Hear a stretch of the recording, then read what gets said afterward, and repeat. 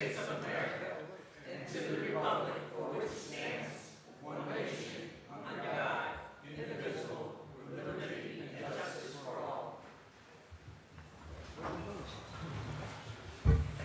Mr. Clerk, please call the roll. Destin, Bullock, Bergdorf, Cal, Chapman, Clay, Camiso, Kraus, Mr. Kraus, Cunningham, Dawson, Demolowitz, Drake, Ethier, Feeney, Fine, Frenier, Grimm, Higgins, Hogan, Andrew Joyce, Here. Raymond Joyce, Lakakis, Lockhart, Patricia, Moriello, Mayo, McKnight, McLean Lane, Mendick, Miller, O'Brien, Plotsky, Reinhardt, Simpson, Smith, Stevens, Touche, Tunney, Warden, Willingham.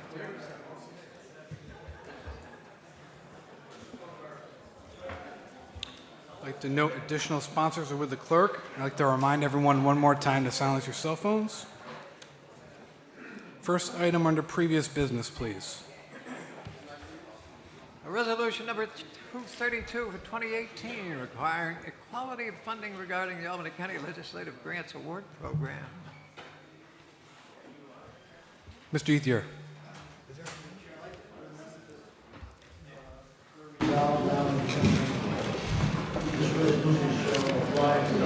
Pardon me, can you please quiet down? Thank you. I'm sorry, go ahead.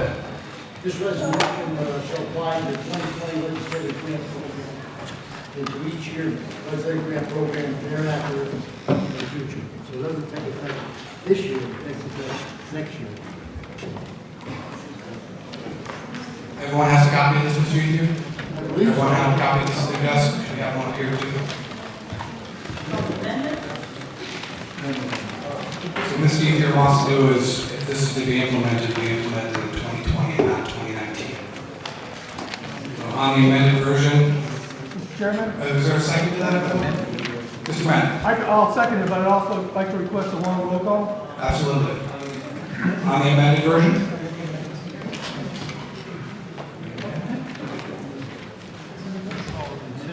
So we had a motion to amend resolution 232 to implement it in 2020, and seconded by Mr. Mendick. All those in favor? Aye. Opposed?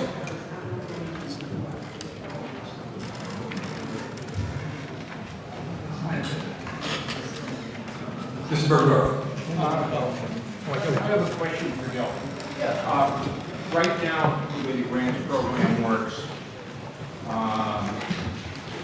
the grants are submitted, and there is a committee of the chair, the majority leader, and the minority leader that actually make the determinations and set some criteria for the grants.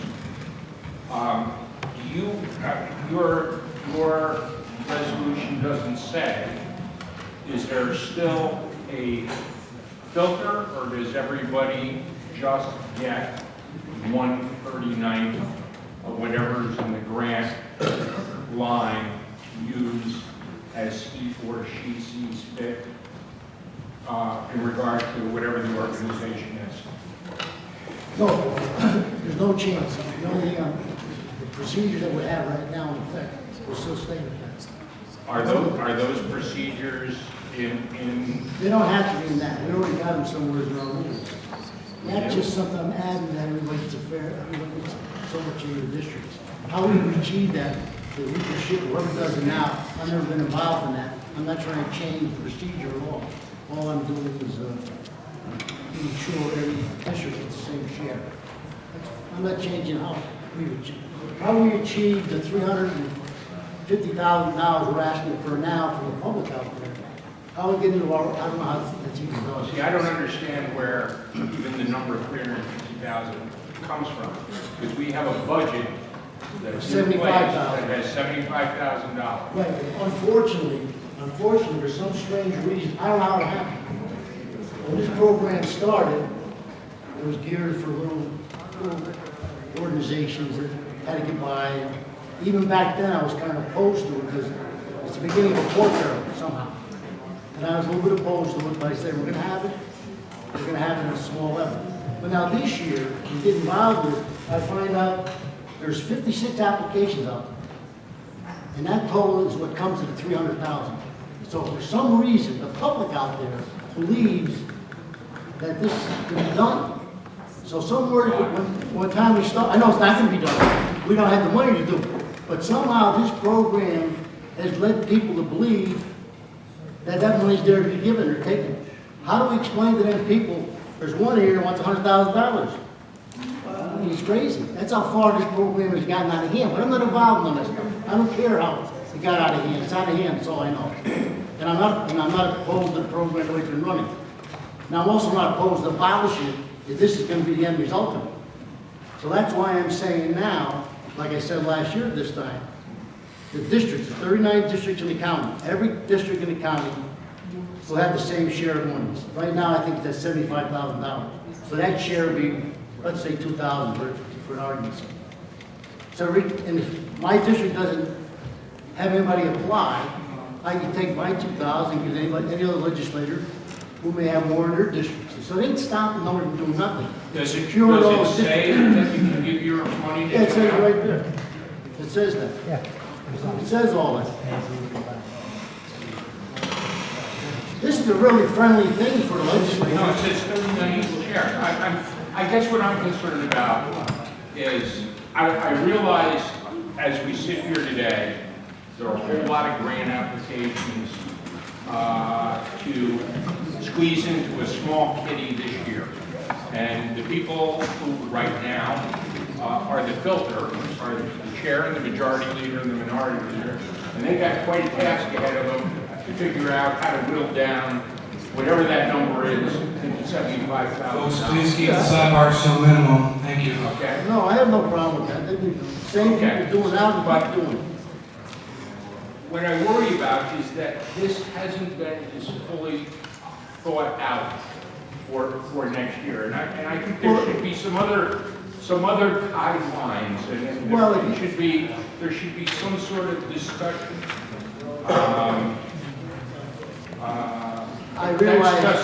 That's just where I understand, Paul, I appreciate your opinion, but what I'm saying is, we're not changing nothing other than every district is entitled to $2,000.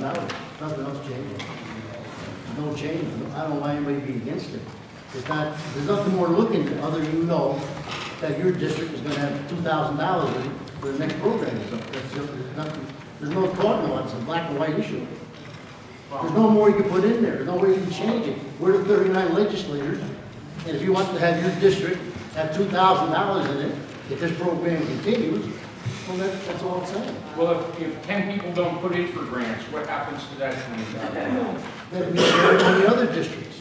Does it say that? Yes, it says right there. No, it says 39 equal share. And also, if you want to read down the next I'm paragraph. sorry, All right, listen, I'm wrong.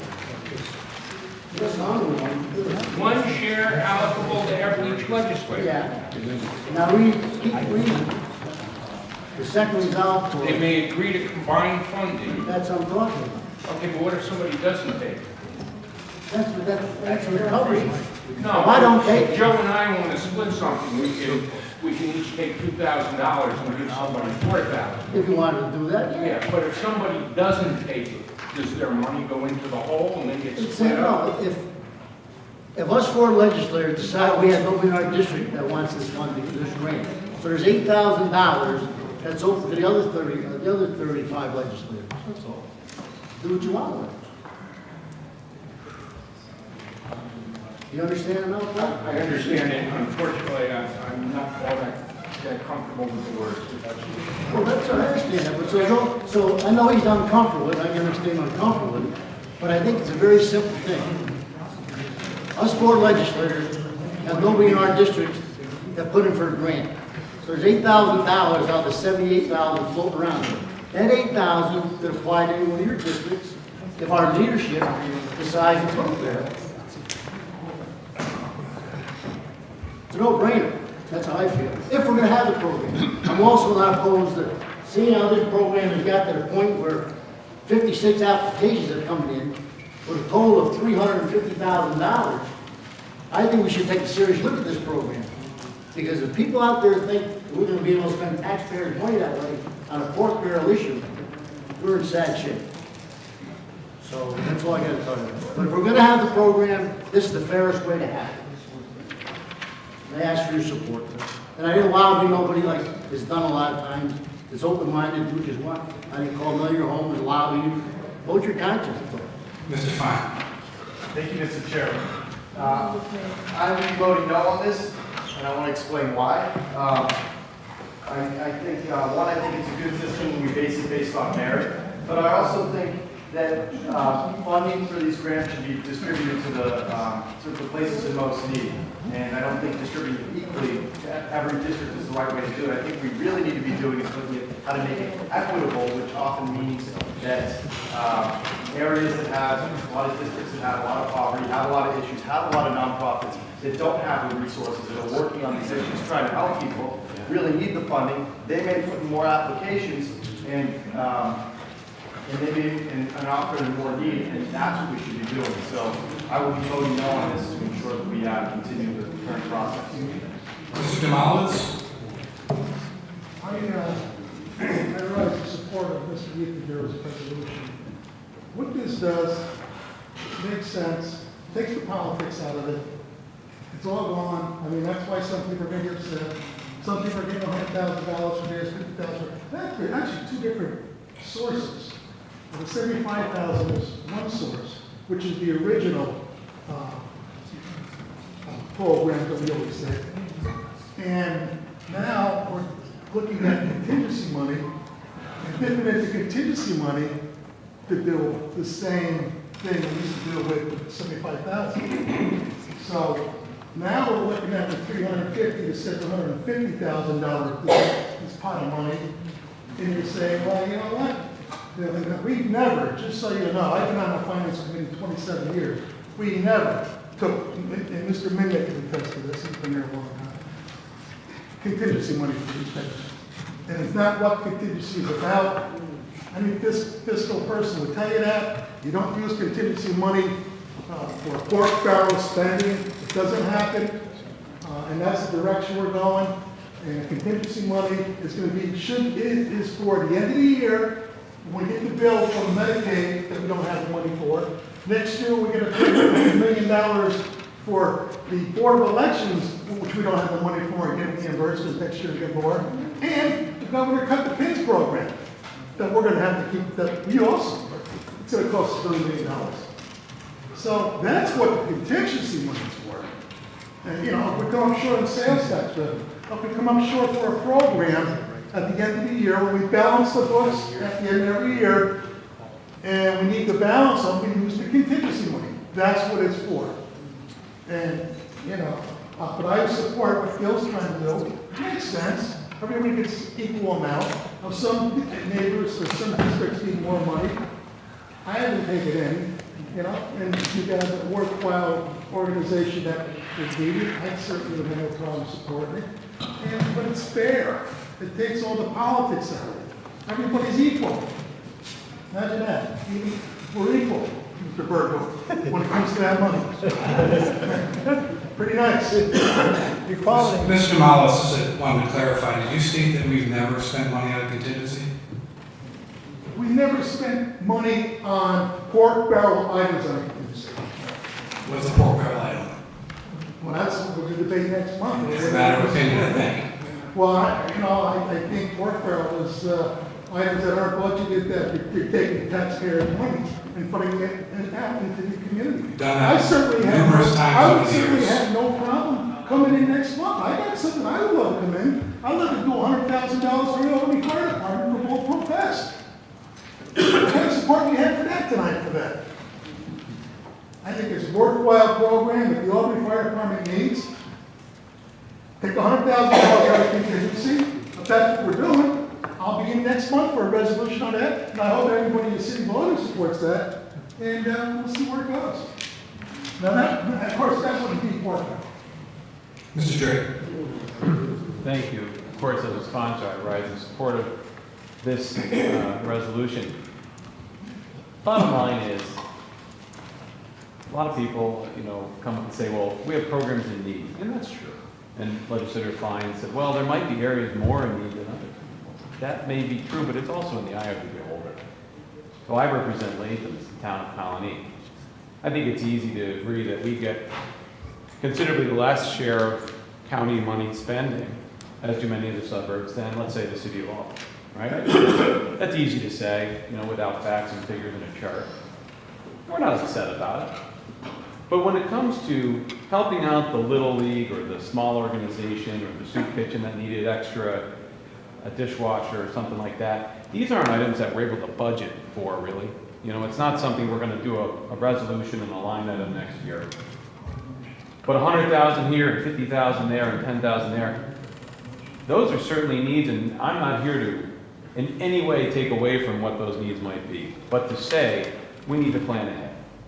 If you want to help those organizations, if they fall under a jurisdiction of one of the departments in the county or discretionary funds or grants that we can be doing, they can be worked into the budget for the following year.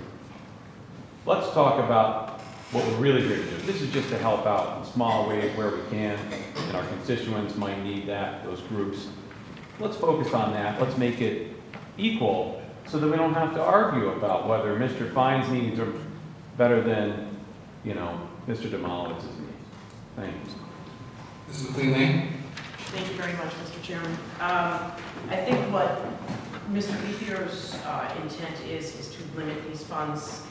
For example, we do see a lot of grant applications being put in for some pretty significant amount of money. And I did agree with Mr. Fine's sentiment in response to a statement made by my other colleague, Mr. Simpson, during caucus on Thursday, where, you know, maybe it should be worked on where we limit the amount of money, and then what we also do is try to ensure that districts that do have more need, whether we utilize a median household income or something of that nature, to help further define best use of the funds. I do think that this is a resolution that needs some work, though. I want to be fully behind it, but I don't want to pass it and then not have the ability to make the changes that I think need to be made so that everybody's happy and feels that the process has become fair. And I've applied for a few of these grant opportunities, certainly. I haven't applied every year. I have made 2 applications on behalf of constituents, organizations this year, which are both very important organizations. And I do think that this is a great opportunity for some of these small organizations within our district. I do agree with my colleague, Mr. Demolowitz. The contingency money, albeit a separate issue, but falling into the same vein, it's a little bit worrisome because that money is meant to take care of what we're supposed to be doing. And what we're supposed to be doing is ensuring that we have enough caseworkers in DSS. What we're supposed to be doing is ensuring that some of these programs that we need to be doing are going to be paid for. That's my concern about the contingency money. I don't want us to be in a position where we have the money, we have the ability to take care of the programs that we're supposed to be funding, and then we have spent that money on something else. So, thank you very much. I appreciate your listening. Mr. Simpson? Motion to previous questions. Close debate. What? I have a motion to call the question. Second? Seconded. All those in favor? Aye. One roll call on resolution 232 as Hey, whoa, we haven't a chance to speak here. Well, the question's been called, Mr. Graham. That's because you look over the side of the You room. can't shut off debate. If you look at the side of the room, you see some things. Motion to previous question. I don't want to debate, I just want to say one thing. All the questions, all the answers, call what you want to call it. The rules we live by, we're going to accept it right now. I just want to say. The question was called, it was seconded. Yes, all those in favor, the question being called in debate. All those Only in favor? because you didn't recognize people's Opposed? hands up. Long roll call. Show of hands. Mr. Chairman, a question. Clarification. Mr. Graham? Are you attempting to end debate on this topic? Yes. Is that your intent? That's the purpose of the motion. Well, all right, then I think that you're taking a step that this is a Well, disservice this is to what this we're going to do. legislature. This is what we're going to do. There's been a motion to call the question. We'll do a long roll call on the motion to call the question and debate. Long roll call, please. Sir. Best. I'm sorry. Aye. Bullock. Bergdorf. Clarification. Is a vote aye to end debate or not to end debate? Correct. Yes is to end debate. No. Thank you. Al. Yes. Chapman. Yes. Clay. Caristo. Yes. Cunningham. Yes. Dawson. Yes. Tomalowitz. No. Drake. No. Ethier. No. It's not fair. Feeney. No. Fine. Yes. Revere. No. Grimm. No. Higgins. Aye. Hogan. No. Joyce Andrew. Yes. Joyce Mann. Yes. The Cactus. Yes. Morial. No. Mayo. Yes. McKnight. Yes. McLean Lane. Yes. Mendick. No. Miller. Yes. O'Brien. Yes. Pulaski. No. Reinhardt. No. Sampson. Yes. Smith. No. Stevens. No. Touche. Yes. Cunningham. No. Ward. Willingham. Yes. Thank you.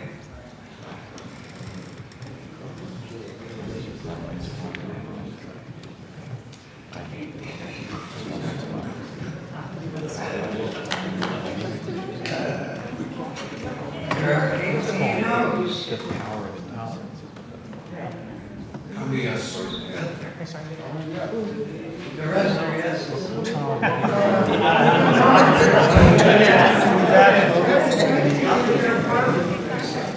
How many people are missing? Carrie signed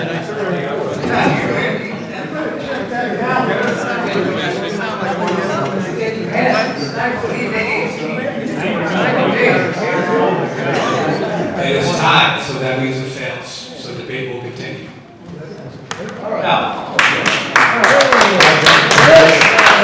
Mr. Eden. Thank you for democracy. All kidding aside, all I was gonna say in addition was to my colleague Sam, who's in his first term here, and that's not being sarcastic. Because you're moving down in your district, I realize that. But here's the problem, Sam. You're gonna vote against it, but you've got your name down on 7 applications for grants, amounting over thousands of dollars. This is one of the reasons with the problem. So what are you gonna do in your district when you're requesting 7 people in your district, I think you're in your district, and you're talking about thousands of dollars, well over the 2,000? How, I know you're new, you're in your first term, and I know you wanna get in your second term, I realize that. But I don't realize how you're gonna tell 7 businesses in your district that they can't have the money. They might not all get them. I'm happy to sponsor any organization in my district, but there's a lot of need, there's a lot of organizations doing good work. And that's good, and that's, we all gotta look at this stuff, he's saying it's true, but we gotta be, stand up to the plate and say to our districts, look it, I got 2,000, you're gonna whack that 110 people, whatever, you just can't do that, that's the problem with these things. That's, I don't leave it up to the process that exists now. the process If I could speak to the process briefly, if what we do this year resembles all that we did last year, yes, some won't get awarded, and we only have 75,000, and there's 236 requested, 236,000 requested. So the grants that do get approved will get a very small portion likely of what they've asked for. But we do want to try to fund the approved grants. But I have no problem with that, Mr. Chairman, I just wanna make sure every district going down the road, you know there's $100,000 there for all our districts. I asked for a long roll call. No more debate, really? Mr. No, we Reinhardt. can talk some more. After me, Mark, yeah, after me, okay. I oppose this, and the reason I do is I think I do not want this money to be viewed as an entitlement that goes to each of us to a certain amount, and then we decide. I think this money should be merit-based. If there's any question about merit, then I think we should carefully look at how we make the decision. But I think, to me, the principle is merit, and I want to explain why. In my professional career before here, I was doing merit awards for decades. One of the things that I actually did in this process this year, when I was contacted by people who wanted money from my district, is I said, look, this is a competitive process. I want you to think very carefully how much money you actually need from us. We have many, many needs in the county. I want you to first look at what can you do locally with your own resources. What things can you do to minimize the cost to the taxpayer and still accomplish what we want to do. So to me, it was very important to be able to say, in my contacts with my own constituents, this is a competitive process. You have to put together your best proposal, well-written, clear about where the money's coming from and what local resources are going to be used. Think of it as trying to get as much co-funding as possible, for those of you who understand that whole approach. That to me is why it's important to maintain as first principle this is a competitive process. And I'm just concerned that if we kind of make it out like every district's going to get the same amount of money, we lose that, and we lose the perception that this is a competitive process where we want people to really think carefully when they put together those proposals and how they're going to use the taxpayer money, and not think of it in any form or fashion as an entitlement because my legislator's going to, give me the portion for my district. It should be competitive, it should be a merit-based, and that's why I oppose this. Thank you. Mr. Easley. Thank you, Mr. Chairman. To reiterate what I said about Sam, this is your first term too. And I do it all due respect. In this body, In yeah. this body. But this is the body, and you too have several requests that you're asking for. And it's competitive, like you say, it should be competitive. But when you're talking to all these people in your district, did you tell them there's only $2,000 you can give your district? Did you tell the 6 or 7 people you reached out to that the most you 6 or 7 you can do is split up $2,000? That's the way I'm talking. That's the way it should be done. You got your name down here in the thousands too. So I know it's your first term. You weren't here when we started this. It wasn't meant for that purpose. Well, I did communicate with them about the competitive nature, and there's only so much money that we can really be reasonably asking for. Did you tell them how much money that was? I was not aware that it was $2,000 specifically. Well, you you're astute to all this stuff because you told you did it in your other lifetime. You also know there's only $75,000 there. You might be requesting $50,000. Guys, come on, we've been at this for about a half hour. I should go all night. Well, we have one more. Mr. Easley, would you yield your time to Mr. Look, I have Brown? no more to say. It's all for our benefit. That's it. And I stand corrected. I didn't mean to offend my colleagues and 2 new people in the legislature. It was not my intention. Mr. Easley, you probably shouldn't criticize the first termers for asking for a lot of money because you got $6,200 last year. Correction. Now that you mentioned, Mr. Joyce, I didn't get 62 cents. Ralph, so I should apply for all that stuff. So you stand corrected. You came to the award ceremony and handed the checks Only over. because So you're great. Mr. Brown. Hey, I ain't done, Mr. Jim.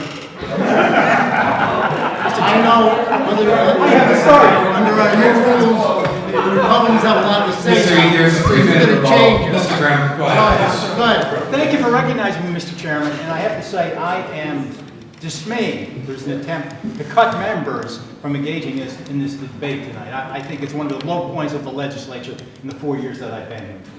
Let's be honest about what's going on. Our member item system now is a hot mess. It started out properly, a small $75,000 fund. There was an application process. There was a review by the members. It was $3,000 for the Little League here, $2,500 a year. And what has happened? We're now into $1 million. All of a sudden, a contingent account, which is obviously what a contingent account is, for contingencies you don't expect. Something comes up, you have something to pay. Mr. Molich, you are right on. $720,000 turned into a pork list. Now we have the $75,000 fund is now $330,000. We're in for over $1 million. And this is what happens with member items. You vote for mine, you vote for me, and this is why we're now $1 million at risk here. What's frustrating to me, one thing I want to speak to. Mr. Fite says maybe the money shouldn't be equal. Whoa. We pay a fortune in Gilderland taxes. You know what? We generate a fortune in sales tax from Crossgates Mall. We have to pay for the cops to police the place. We have to pay for all the justices. We have to pay for all the shoplifters there, which is the biggest crime in Gilderland there. I see this fund as an opportunity for Gilderland to get its fair share, because too often we spend a lot of money to Albany and it doesn't come back. So the idea is just be going somewhere else is not in the interest of my constituents. So if we're going to have a fund, there should be merit, but merit, Mr. Reinhardt, is where you stand. So what my feeling is, we need to get serious about capping what we're going to spend. That's what the budget process is for, and we didn't do it. What happened is we created a line item, but we didn't have all these items there later on that were added because people applied for them. And by the way, the reason I didn't apply, because I didn't agree that a $700,000 fund should now become a pork fund. Are we talking about grants or the contingent? I'm talking about the contingent account, which is $720,000. And now from these grants, it's another $330,000. That's over $1 million, Mr. Chairman. You requested $3,000 of that. Yeah. This is for the $75,000 fund. I didn't make any request for the contingency account. You're in error, Mr. Chairman. You actually requested $3,500 and you received $3,000 last year. I support the $75,000 fund. If there's a line item and there's a fair process for an application and then some kind of review process, I support that. That's not what we have anymore. The $75,000. Do you think the review process we have now is fair? Well, wait a minute. What has happened is the money situation has gone from $75,000 to $330, and the contingent account, which is now a pork fund, is not a process. There is no We're not fair talking process. about the contingent account now. We're talking about grants. We are. He's all over the place. It's coming out. Yeah, I have a floor. We need to we need a cap on our funding, and we have to be honest in our budgeting. You know what? When we have a budget process, we had 8 meetings in October, and you know what we had to do? Well, there are thousands of requests for money. This is the amount of money we had to spend, and we had to fight it out to determine what was a fair and honest budget. Now we've moved to something much different. It's not in the interest of taxpayers, and it's not in the interest of equity for all our members. Are you talking about contingents or grants? I'm talking about the whole system is messed up right now, and we need to fix it. So the system that which we award grants now is unfair? Well, clearly, if you have a $75,000 fund, you have $330,000, you've got a problem. It's 236, and we're going to obviously have to limit everything that we award as we did last year, as I just explained. I don't know where you're getting the 236. I just went through this. It's 330. That's an old sheet. It's coming in.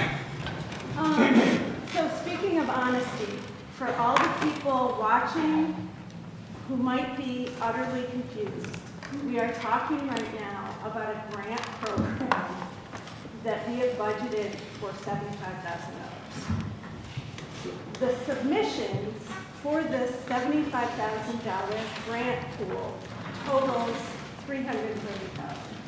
The taxpayers should not be making the assumption that we are blowing by the $75,000 just because the grant submissions totals a higher number.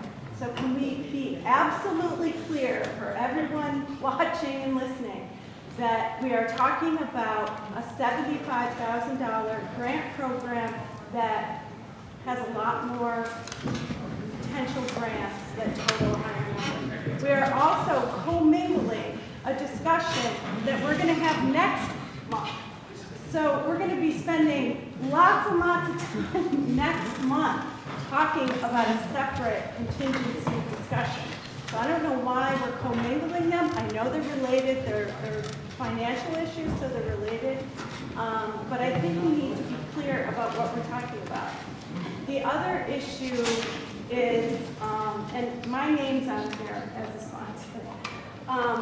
I think this grant program needs some definition.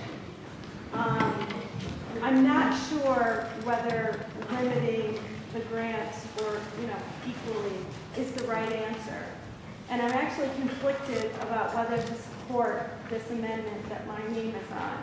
And the reason is that I did look through the submissions, and there's an awful lot of programs in there that as a county taxpayer that lives in the town of Bethlehem, I read through them and thought, wow, there's some interesting programs that really do address the needs of our county. I'm not looking at it from my, kind of Delmar mindset. I'm looking at this as if we have $75,000 in grants, what is the best place that would go the furthest in Albany County to address the needs that we have? So I do think that it's important to have that holistic viewpoint because we are, after all, fiduciaries of the county, not just representing Central Delmar, but of the county of Albany, and I think we need to keep that mindset. But I actually don't know what I'm going to do, and I'm interested to hear other perspectives as well. Mr. Ward. Thank you, Mr. Chair. I just want to state for the record that I believe this program was started about 4 chairs ago, and I personally have never had a problem with the process. And I think that we have outlined a great process over the years.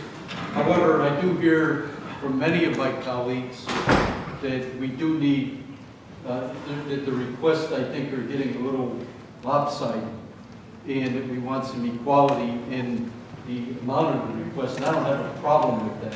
But I also hear from a lot of people about policy. And I'd like to amend the amendment and add as a third resolve clause that prior to the announcement of acceptance of applications for the 2020 Legislative Grants Award Program, this body shall approve a policy establishing eligibility requirements for said program and be it further. I'd like to present it to the amendment. I will second that. Yeah. Clerk, please read. Sure. It is a third resolved clause. Resolved that prior to the announcement of acceptance of applications for the 2020 Legislative Grants Award Program, this body shall approve a policy establishing eligibility requirements for said program. What are those requirements going to be? We're going to, they Eligibility will be requirements. established by this body and passed by this body. So that's going to be a part of this new program. As part of this new proposed way to run a grants program. Okay. That's what I'm hearing from this body. That's why I'm suggesting it. Mr. Malas. I just think if we're going to amend someone else's resolution, we should at least sponsor the original resolution. Gail, what do you think of this amendment to your resolution? I don't put in amendments to a resolution of local laws unless I talk to the sponsor first to see if it was a friendly amendment to your resolution and your idea that you came up with. How are you feeling on this? Are you comfortable with this or on the amendment? An amendment, I could live with that, because it pleases all, I'm only here to please everybody here. That was my intention to begin with. If this helps it push it along, that's okay with me. I have no problem with that. That's what everybody's talking about. None whatsoever. Okay. And the clarification too, Mr. Joyce, with all due respect, you're your first term too. And there was 3 people on that resolution with the whole.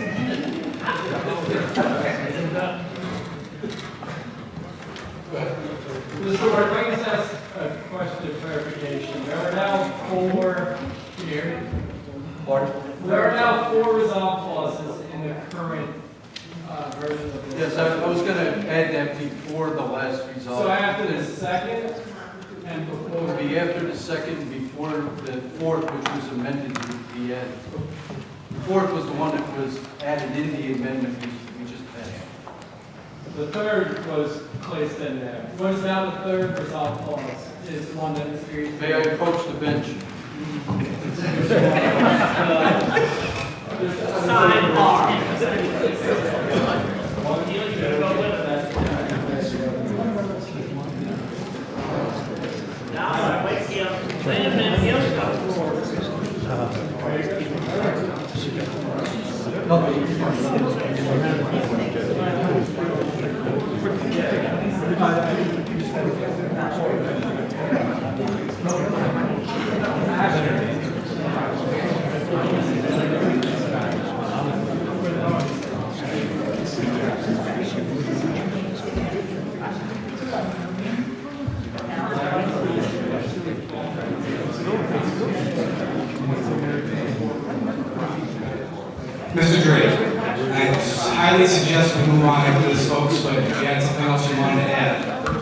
I did. I wanted to thank my colleagues for coming up and clarifying and making some great ideas. And I want to respond to Mr. Reinhardt's professional brand experience sharing, if that's such a term. This is still a competitive process under this proposed legislation, and we still have to review and approve these proposals, and they are still meritorious in their decision making. All we're doing here is putting controls on it, so you can't get carried away for Bethlehem versus the city of Albany or some other direction. And frankly, if you feel, like Ms. Cunningham said, that there are greater needs elsewhere in the county, you could offer to support that grant submission with your allocation. So we still have that opportunity to help each other and constituents as needed. So I urge you to support the amended version. I'd like to ask the proposer of the amendment if he would consider adding another concept. Folks, we're not going to...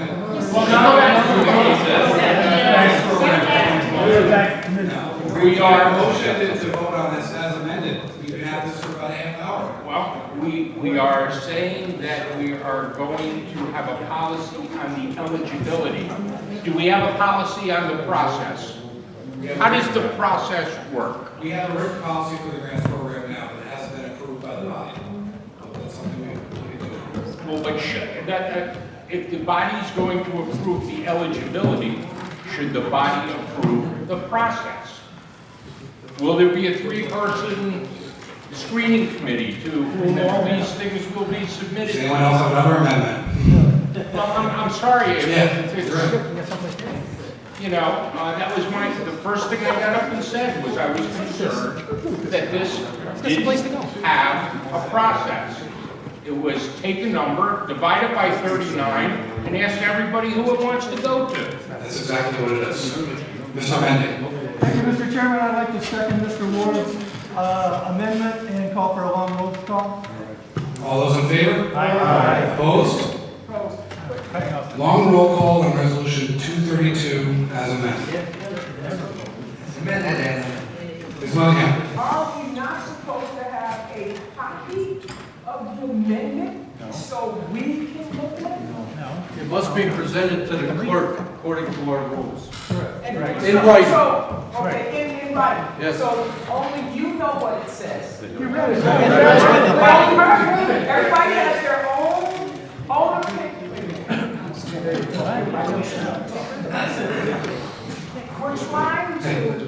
We're trying to write some legislation on the floor. We already know how difficult it is when we really want to do something correctly, how it goes back and forth. Table, sending it back to the committee. Now there's been 25 different conversations on the floor on this piece of legislation. You just wrote something, you gave it to him, it got read one time, and we're supposed to understand really what it says? I don't agree with that.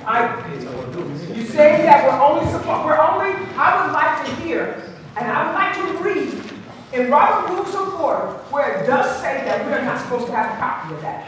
It says it in our rules, I believe. We'll provide that information. With all due respect, I just want to know what it says. I'd like to have it in front of me. I followed the rules.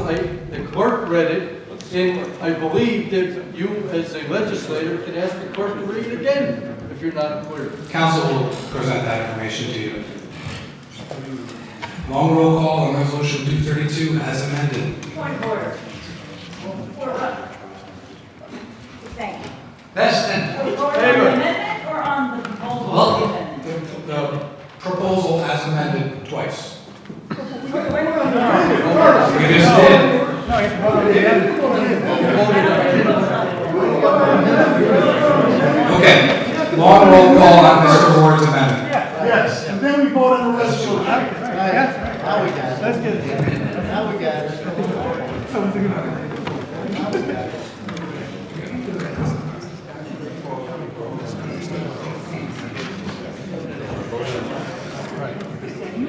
Yes, is in favor of the amendment? No, it's not in favor.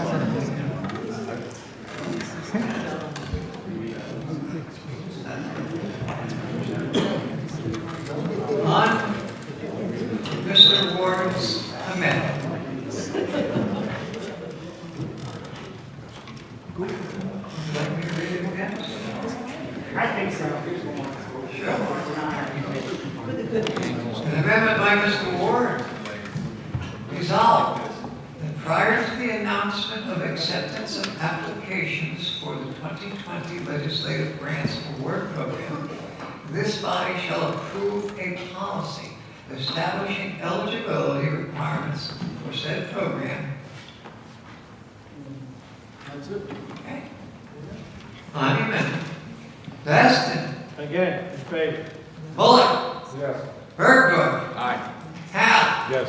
Chapman. Yes. Clay. Yes. Abyssal. Yes. Cunningham. Yeah. Dawson. Yes. Demowitz. Yes. Drake. Yes. Ethier. Yes. Feeny. Yes. Klein. Yes. Vernier. Yes. Grimm. Yes. Higgins. Hogan. Yes. Andrew Joyce. No. Raymond Joyce. Yes. Ludakis. Yes. Moriello. Yes. Mayo. Yes. McKnight. Yes. McLean Lane. Yes. Mendick. Yes. Miller. Yes. O'Brien. Yes. Flosky. Yes. Reinhardt. Yes. Simpson. No. Smith. Yes. No, sorry. No. Thank you. Smith. Yes. Stevens. Yes. Touche. Yes. Cunningham. Yes. Ward. Yes. Willingham. No. Thank you. Looks like 34 to 3. Passes. So now, we are going to vote on resolution 232 as amended twice. Whole thing. All roll call, please. Yes. Thank you for your patience.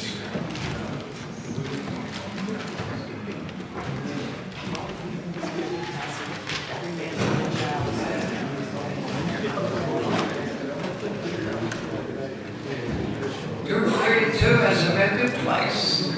Baston. Bullock. No. Bergdorf. Change my mind, yes. Cal. Yes. Chapman. I'm sorry. No. Thank you. Clay. I have some reservations about this whole process. We've wasted a whole lot of time here. And I'm sitting here trying to decide what it is that we've just, so I'll vote yes, but. Okay. Abyssal. Cunningham. I'm also changing my mind. This needs to go back to committee. I'm voting no. No. No. Thank you. Dawson. No. Demowitz. Yes. Drake. Yes. Ethier. Yes. Feeny. Yes. Klein. No. Vernier. Yes. Grimm. Yes. Higgins. No. Hogan. Yes. Joyce Andrew. No. Joyce Raymond. No. Ludakis. No. Moriel. Yes. Mayo. Yes. McKnight. In support of the Black Caucus, we're voting no against this amendment. It's not the amendment, it's the Resolution. Thank you. McLean Lane.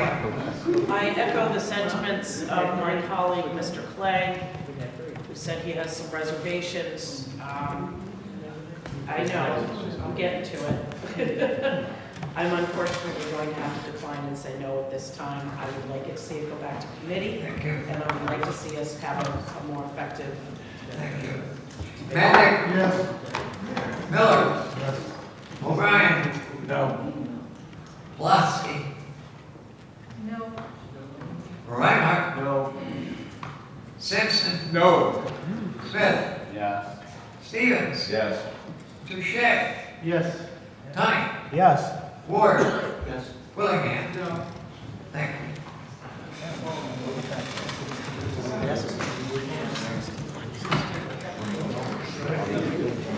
21 to 16, it passes. Resolution 232 passes. I want to thank my colleagues. Thank you. I want to say no, change my mind. Resolution number 123, please.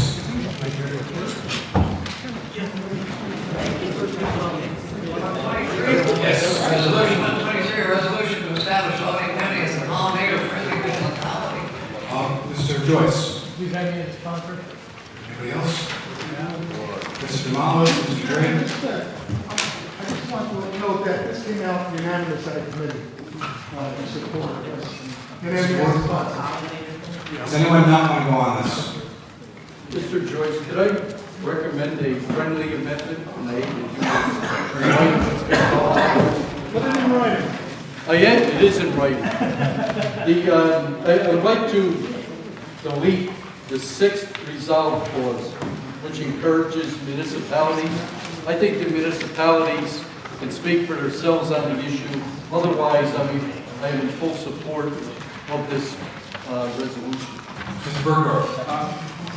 On the amendment, before we second and call an amendment, could I ask a couple of questions of one of the sponsors?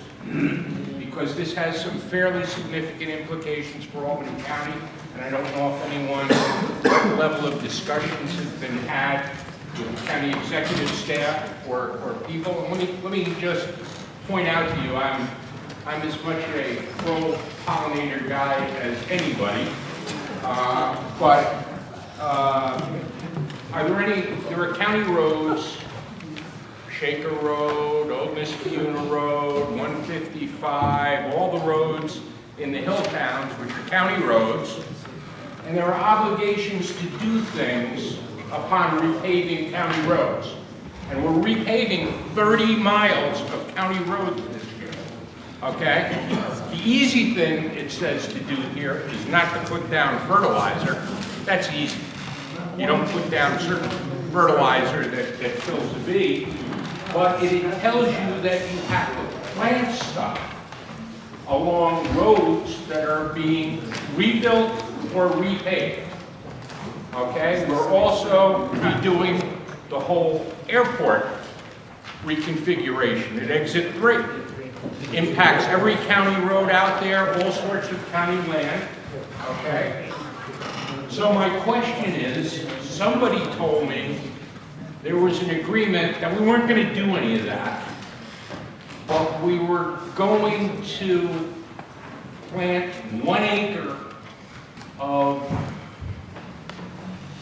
pollen-friendly flowers somewhere on the county property at a cost of $1,000 a year.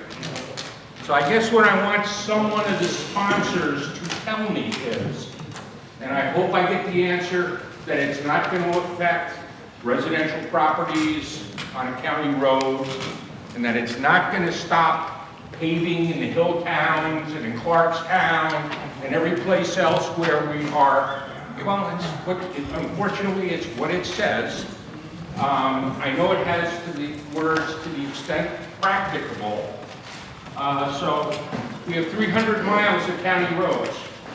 What is the obligation of this when we repave and rebuild roads? We're doing everything from New Carner Road to 155 into the town of Gilderland. All sorts of land on both sides of that, residential, commercial, etc. I don't understand what the obligations are on the county. So I would hope that one of the sponsors could get up and possibly explain what they are.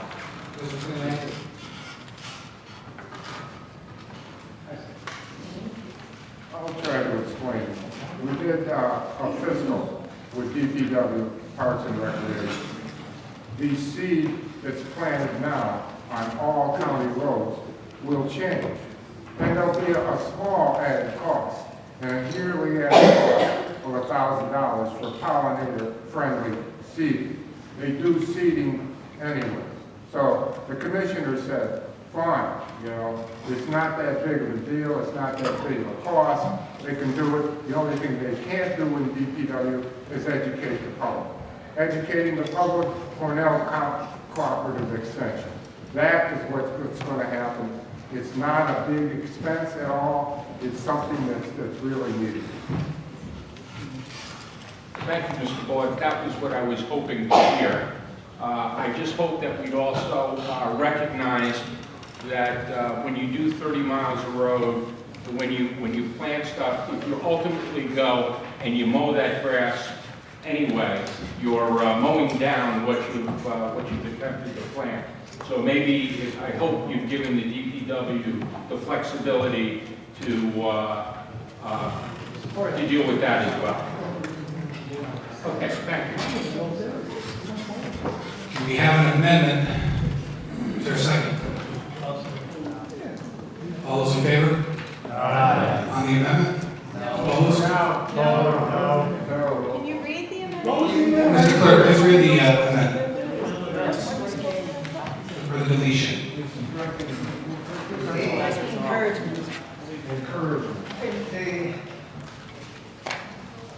The amendment, Mr. Ward, is to delete the sixth resolve clause, which says, resolve that Albany County will encourage municipalities within Albany County to adopt conservation easement ordinances allowing for possible reductions in property taxes in exchange for conservation easement access. Everyone understand? We're going to need a long roll call on this amendment.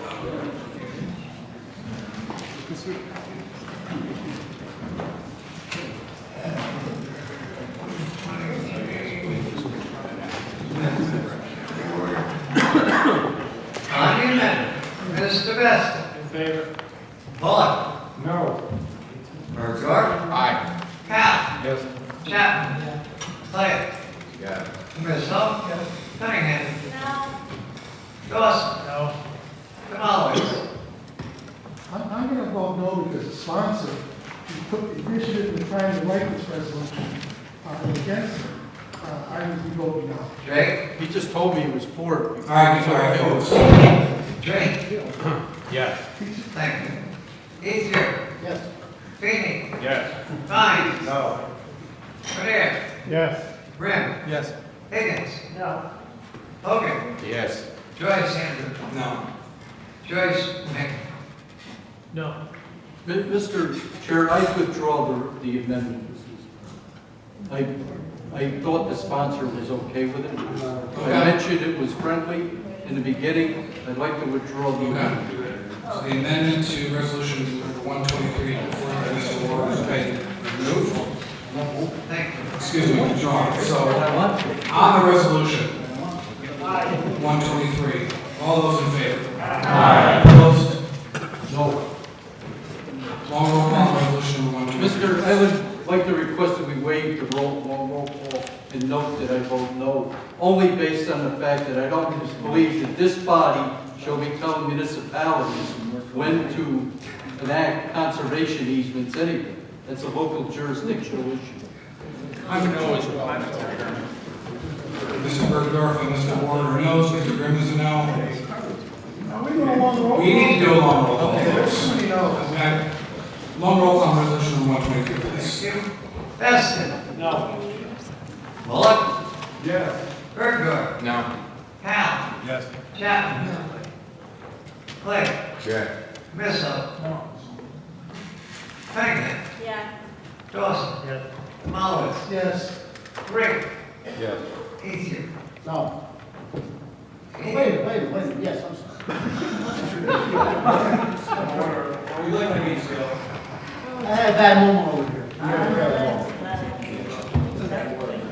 Meany. Yes. Fine. Yes. Grenier. Yes. Grimm. No. Higgins. Hogan. No. Andrew. Yes. Raymond. Yes. Yes. Lightcap. Yes. Mario. No.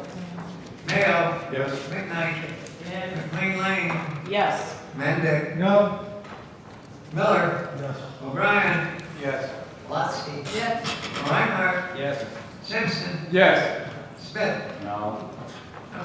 Stevens. No. Touche. Yes. Tony. No. Ward.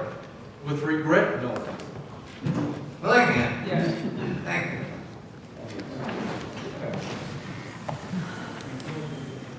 Looks like 25-12. Yes. Resolution number 123 passes. Good job, folks.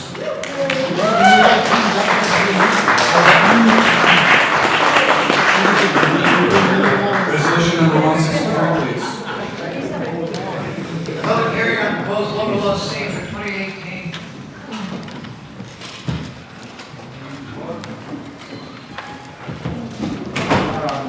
I rise to amend the resolution to submit the hearing by deleting the second resolve completely and reading last three words to that resolve. So I comply, the wording has been complied with. We don't need the second resolve here, so I'm deleting the entire resolve. Any questions? The wording was submitted as of Friday, the 10th of May.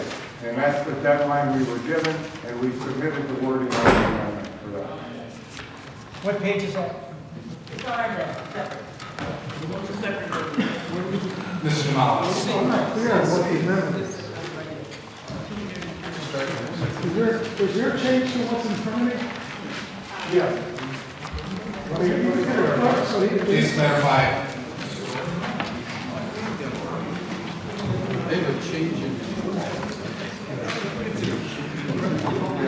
Okay, the second resolve says, this resolution shall be only effective upon the sponsor's delivery of an updated copy of local law C for 2018 as recently amended to the offices of the majority and minority council by May 10th, 2019. That's what's being strict.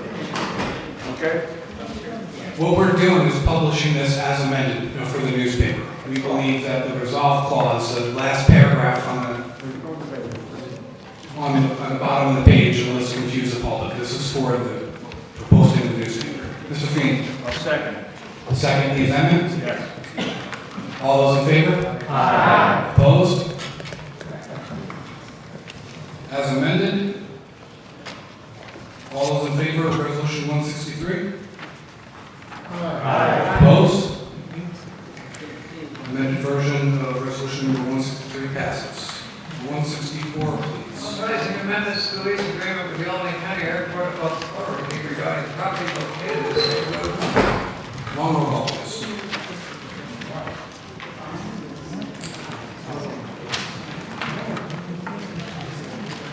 Mr. Weston. Bullock. Bergdorf. Al. Chapman. Blake. Christoph. Cunningham. Dawson. Mullins. Rick. Ethier. Meany. Yes. Klein. Grenier. Grimm. Higgins. Hogan. Andrews. Raymond. Yes. Patton. Morrell. Mayo. McKnight. Lane. Henry. Miller. O'Brien. Yes. Watson. Reinhardt. Simpson. Yes. Smith. Yes. Stevens. Yes. Shea. Klein. Yes. Again. Unanimous. Resolution 165 passes. Resolution 166, please. 165, Mr. Chairman. As you were, resolution Authorizing 165. an amendment to the lease agreement with the Albany County Airport Authority regarding property located at 80 Singer Road. These are 50-year leases, so we need to do long roll calls on them, so I need a long roll call on 165 as well.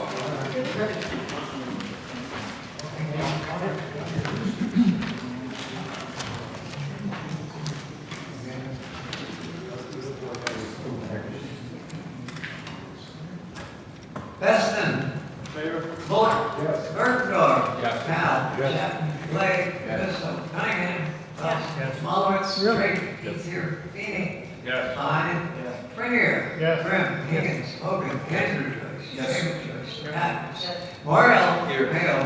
Knight. McLean. Henry. Miller. O'Brien. Yes. Watson. Reinhardt. Simpson. Smith. Stevens. Yes. Shea. Knight. Unanimous. Resolution 165 passes. Resolution 166, please. Authorizing an agreement with SEI Design Group regarding construction services to the Albany County Public Safety. All those in favor? Aye. 166 passes. For 167, please. Authorizing an agreement with Field Bank Building Company regarding construction management services for the E911 emergency management. All those in favor? Opposed? 167 passes. Now, can I make a motion to combine resolutions 168 through 171 as they're all lease renewals? Seconded. All those in favor? Opposed? So on resolutions 168, 169, 170, and 171, all those in favor? Opposed? Resolutions 168, 169, 170, and 171 pass. 172, please. Authorizing an agreement with the New York State Office of General Services regarding the supply of electricity for various county facilities. Mr. Stevens. Please note my abstention. We have it. You know my extension as well? Do we have it? Thank you. Abstain. All those in favor? Aye. Opposed? 72 passes with 2 abstentions, Mr. Stevens and Mr. Joyce. 173, please. Authorizing the amendment of an agreement with Direct Energy Marketing LLC regarding the supply of electricity for various county facilities. Mr. Stevens? Please note my abstention. Joyce? Please don't mind as well. All those in favor? Aye. Opposed? Resolution 173 passes with 2 abstentions, Mr. Joyce and Mr. Stevens. 174, please. Authorizing an agreement with Betty and Frank for the construction services regarding superstructure replacement project, County Route 202 over Black Creek, and the deck replacement of County Route 353 over 10 Mile Creek in the towns of Gilliland and Hudson. All those in favor? Aye. Opposed? 174 passes. 175, please. Authorizing an agreement with Callahan Industries, hauling and placing of asphalt concrete on various roads in Albany County. All those in favor? Aye. Opposed? 175 passes.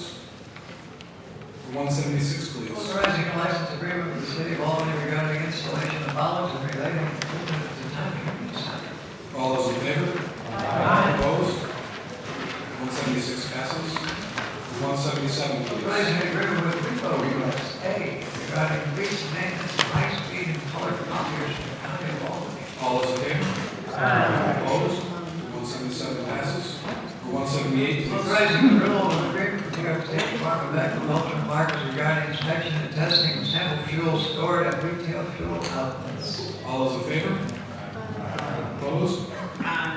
178 passes. 179, please. Amending Resolution 507 for 2018 regarding the provision of non-secure detention services. All those in favor? Aye. Opposed? 179 passes. 180, please. Authorizing agreements between the county of Albany and various public school districts regarding administrative expenses related to the special education itinerant teacher program. All those in favor? Aye. Opposed? 180 passes. 181, please. Authorizing the renewal of an agreement with Schenectady County regarding the provision of preschool evaluation services. All those in favor? Opposed? 181 passes. 182, please. Authorizing preschool education service agreements for children with special needs ages 3 to 5. All those in favor? Opposed? 182 passes.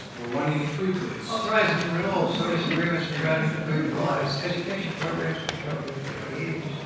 All those in favor? Opposed? 183 passes. 184, please. Authorizing an agreement with the New York State Department of Health regarding the tuberculosis prevention and control program. All those in favor? Opposed? 184 passes. 185, please. Authorizing an agreement with the New York State Department of Health Research Inc. regarding the public health and emergency preparedness program. All those in favor? Opposed? 185 passes. 186, please. Authorizing the submission of a grant application to the New York State Government Traffic Safety Committee regarding the General Highway Safety Grant Program. All those in favor? Opposed? 186 passes. 187, please. Amending Resolution 39 of 2018 regarding the Healthy Neighborhood Program. All those in favor? Opposed? 187 passes. 188, please. Amending Resolution 411 of 2018 regarding the Healthy Neighborhoods Program. All those in favor? Opposed? 188 passes.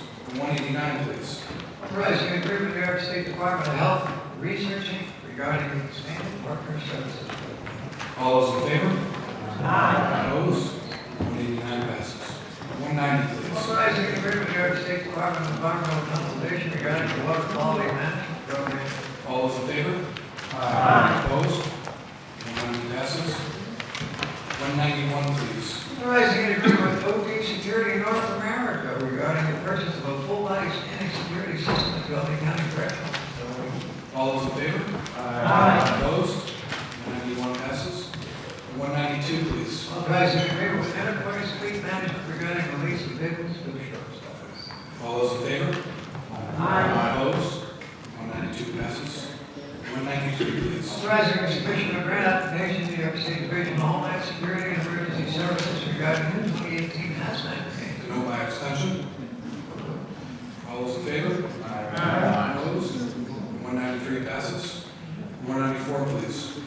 Authorizing submission of grant application to New York State Division of Homeland Security and Emergency Services regarding the explosive detection K-19 grant program.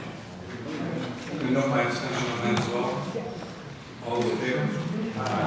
Opposed? 194 passes. No abstention. 195, please. Amending 2019 Sheriff's Department budget.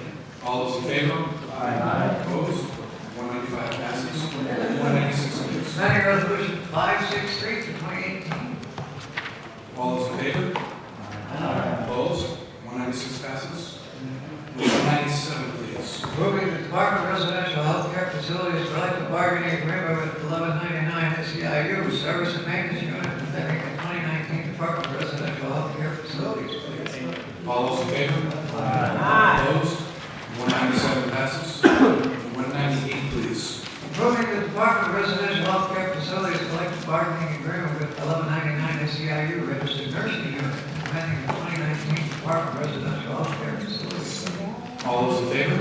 Opposed? 198 passes. 199, please. Amending Resolution 540 for 2018 regarding additional funding for hospitality housing and amending 2019 mental health program. All those in favor? Opposed? 199 passes. 200, please. Authorizing the agreement with Nationwide Court Services Inc. regarding title searches for pending in-rem delinquent tax foreclosure actions. All those in favor? Opposed? 200 passes. 201, please. Authorizing acceptance of payment from the Albany County Land Bank Corporation regarding 2018 sales of property pursuant to Albany County disposition. All those in favor? Opposed? No. One in opposition, Mr. Higgins. 201 passes. Oh, I'd like to, as well. Two up. Mr. Fine as well. Yeah. Resolution 201 passes with 2 in opposition, Mr. Fine and Mr. Higgins. Right. Resolution 202, please. Authorizing acceptance of fee from New York State Department of Transportation for temporary use of related acquisition fee regarding construction of exit 4. Town of Albany. All those in favor? Opposed? 202 passes. 203, please. Considering the conveyance of various parcels of real property, the city of Albany, the town of Russellville, the Albany County Land Bank Corporation authorizing the conveyance of said real property, HCLB Holdings, LLC. All those in favor? Opposed? 203 passes. For 204, please. Authorizing the conveyance of real property located at 171 Choice Connectity Road in town of Albany. Please send that to the Audit and Finance Committee, please. For 205, please. Authorizing the conveyance of real property located at 2 Lincoln Avenue and 201 Spring Street Road in town of Albany. All those in favor? Opposed? 205 passes. For 206, please. Authorizing correction of tax roll of city of Albany. All those in favor? Opposed? 206 passes. 207, please. Authorizing the agreement with the city of Albany Police Department regarding the gun and ball violence elimination initiative. All those in favor? Opposed? 207 passes. 208, please. Appointment of members of the Community Services Board, Mental Health and Alcohol Substance Abuse. Please send that to the Personnel Committee. 209, please. Public hearing on proposed modifications to agricultural districts 1, 2, and 3. All those in favor? Opposed? 209 passes. 210, please. Amending the 2019 Albany County budget, continuing account adjustment to establish environmentally friendlier waste management practice. Please send that to the Audit and Finance Committee.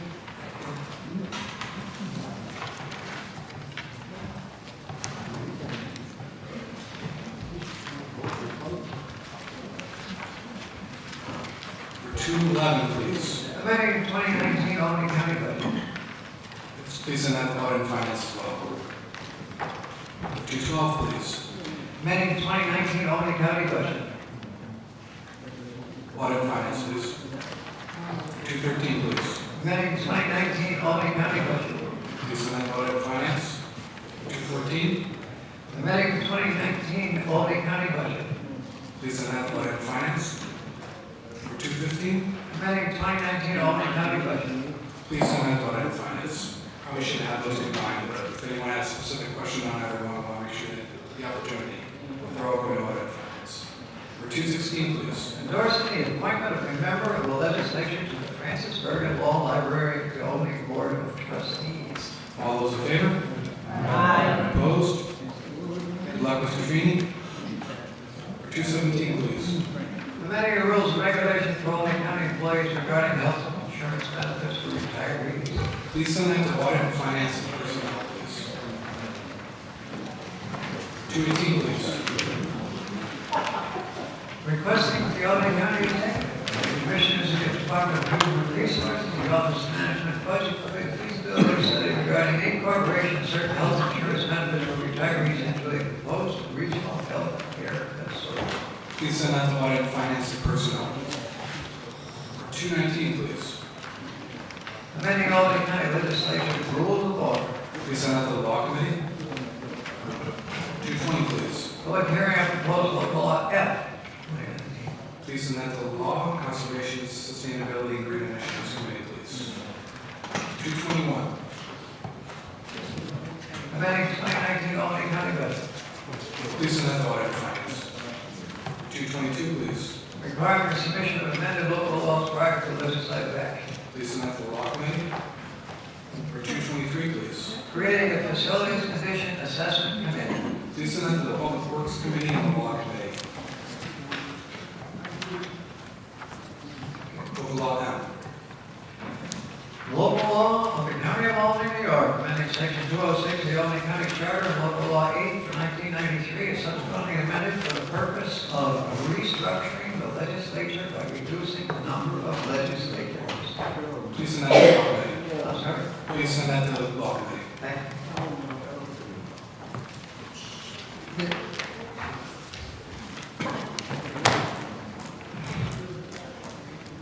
Local Law N.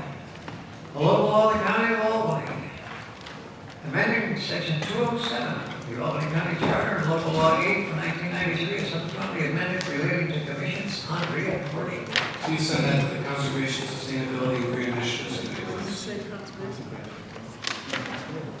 Thank you. Local Law O. Local law 0 from 2018, local law of the County of Albany, New York, amending section 207 of the Albany County Charter and local law 8 from 1993 is subsequently amended relating to commissions on redistricting. All roll call, please. Chairman, Mr. Morello. we have a discussion on the law before we vote. Of course. All right, thank you. I just want to rise really, and I'd like to thank the sponsors, Joanne Cunningham, Glenn Willingham, Peter Krause, who's on here, for the hard work they put into this legislation over the past 2 years. I'd also like to thank the input that the League of Women Voters gave us. And I thought they had a lot to say and made very, very good points. Most of those points were incorporated into this legislation, and we would appreciate that. But there are a couple of issues that we have, and probably the biggest issue here is really how the members of the reapportionment committee are appointed. There are 4 members that are appointed, one by the majority leader, one by the minority leader, one by the chair of the legislature, and one by the chair of the LDC. And those 4 would in turn appoint the other 5 for a total of 9 members. Well, in the law it says that they can appoint with a majority vote. And what that does is that puts us, that puts Republicans and a lot of the residents, in the county, there are a number of us in the county, it really disenfranchises us because we may not have a voice. With a majority vote, there are 3 Democrats and 1 Republican that are selecting the other 5 members. And that one Republican can be outvoted by the other 3. And we could end up with 8 people that were appointed by the Democrats and only 1 appointed by the Republicans. The League of Women Voters has suggested that this vote be taken by consensus, that all 4 people agree on the other 5, and I would agree with that. I think that's only fair that do take place. In this way, we know that they can all work together and really appoint people that they feel that are good for the commission. So with that, I'm going to vote no for this, primarily for that reason. And I encourage my other colleagues to vote with me. Thank you. Mr. Collins. You mentioned the League of Women Voters 3 or 4 times. Are they supportive of this local law, the way it stands? May I speak on that? They are? No.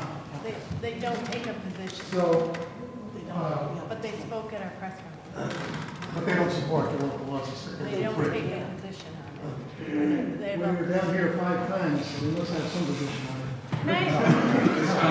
Can I address that? Do you mind here? Or you want me to wait? I mean, you were down here, they must have a position. You can't say no position for someone that comes to speak to one of those 5 times.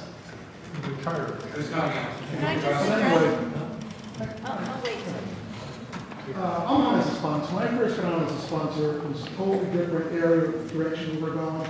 We were going for an independent commission, a strong independent commission, with a chair appointment, majority leader appointment, minority leader appointment, and a minority nothing's changed. That's how it was before. The majority leader, the minority leader, and the chairman pick the committee. Now, I'm speaking from a guy, this has been through this for 3 times, all right? And my statistics have drastically changed all 3 times, all right? And I'm not the only one that's happened in this room, but I couldn't do anything about it.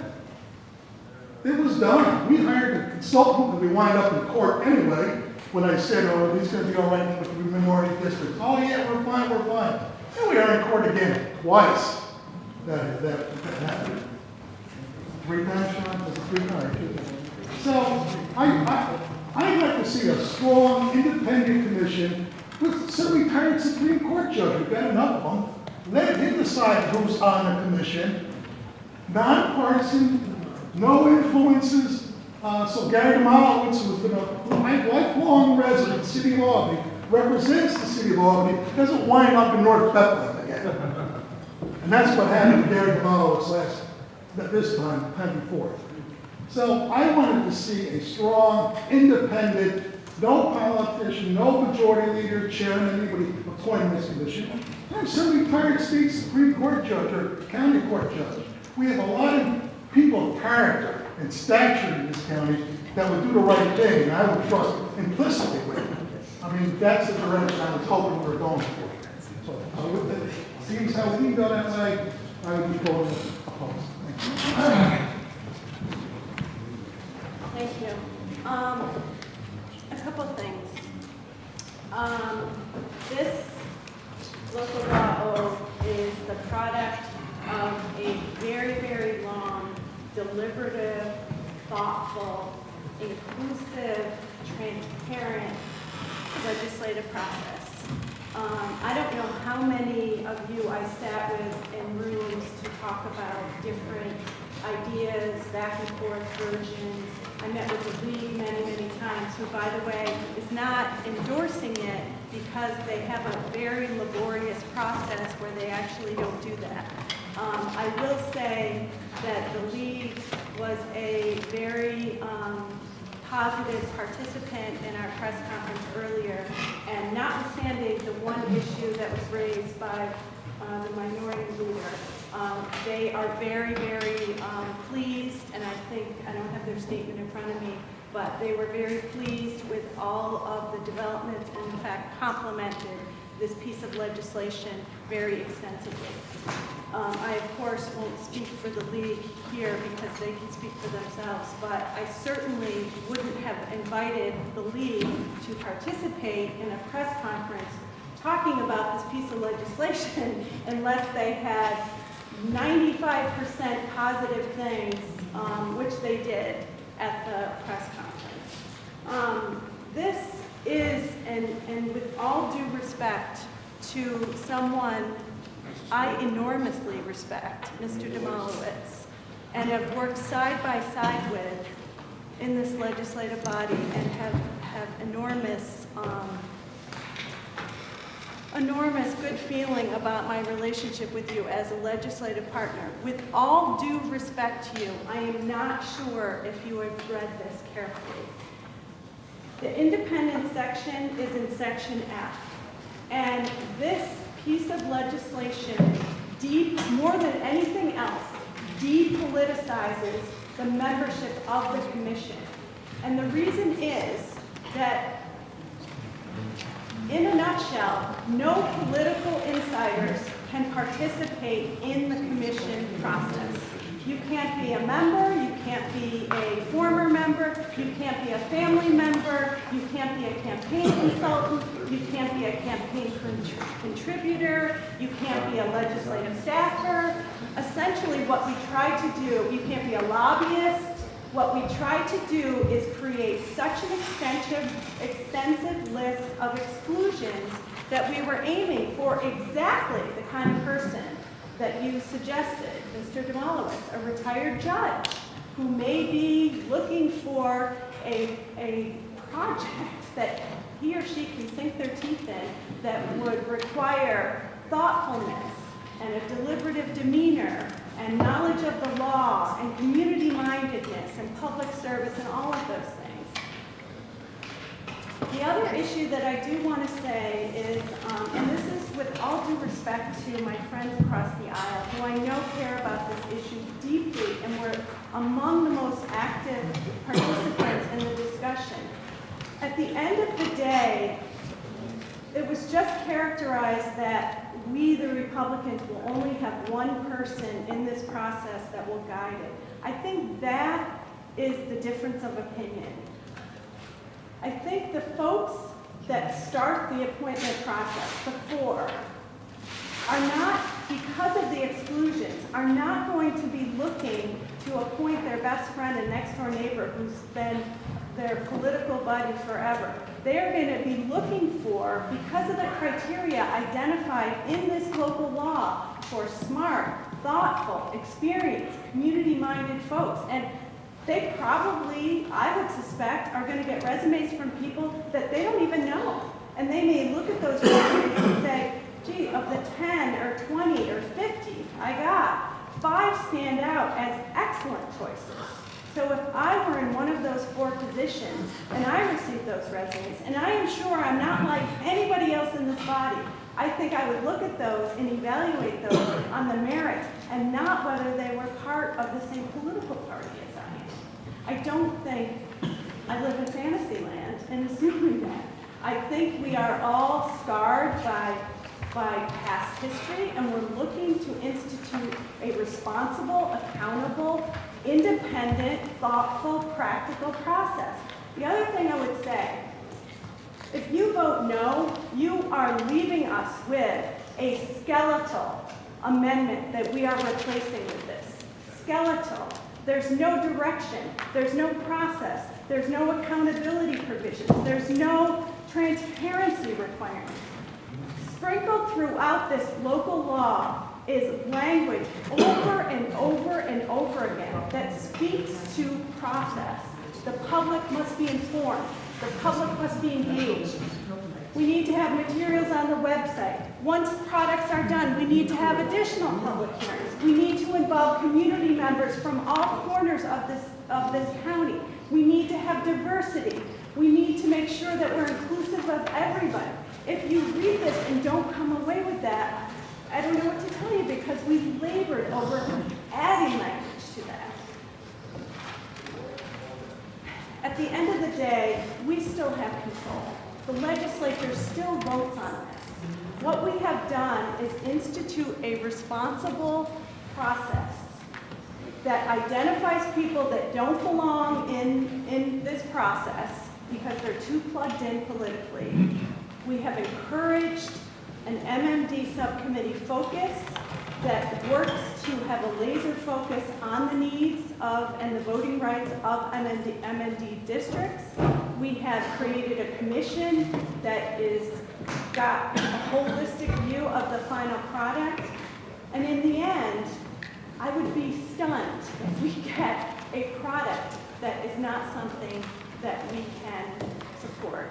And in the end, it it will come to the legislature in the form of a local law.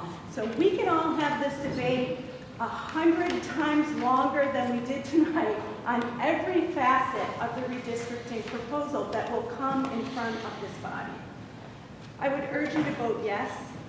What we are offering today, if you took the time to look back at what this section replaces, the section we are replacing is a page and a half. It's skeletal, it's skimpy, it's nothing.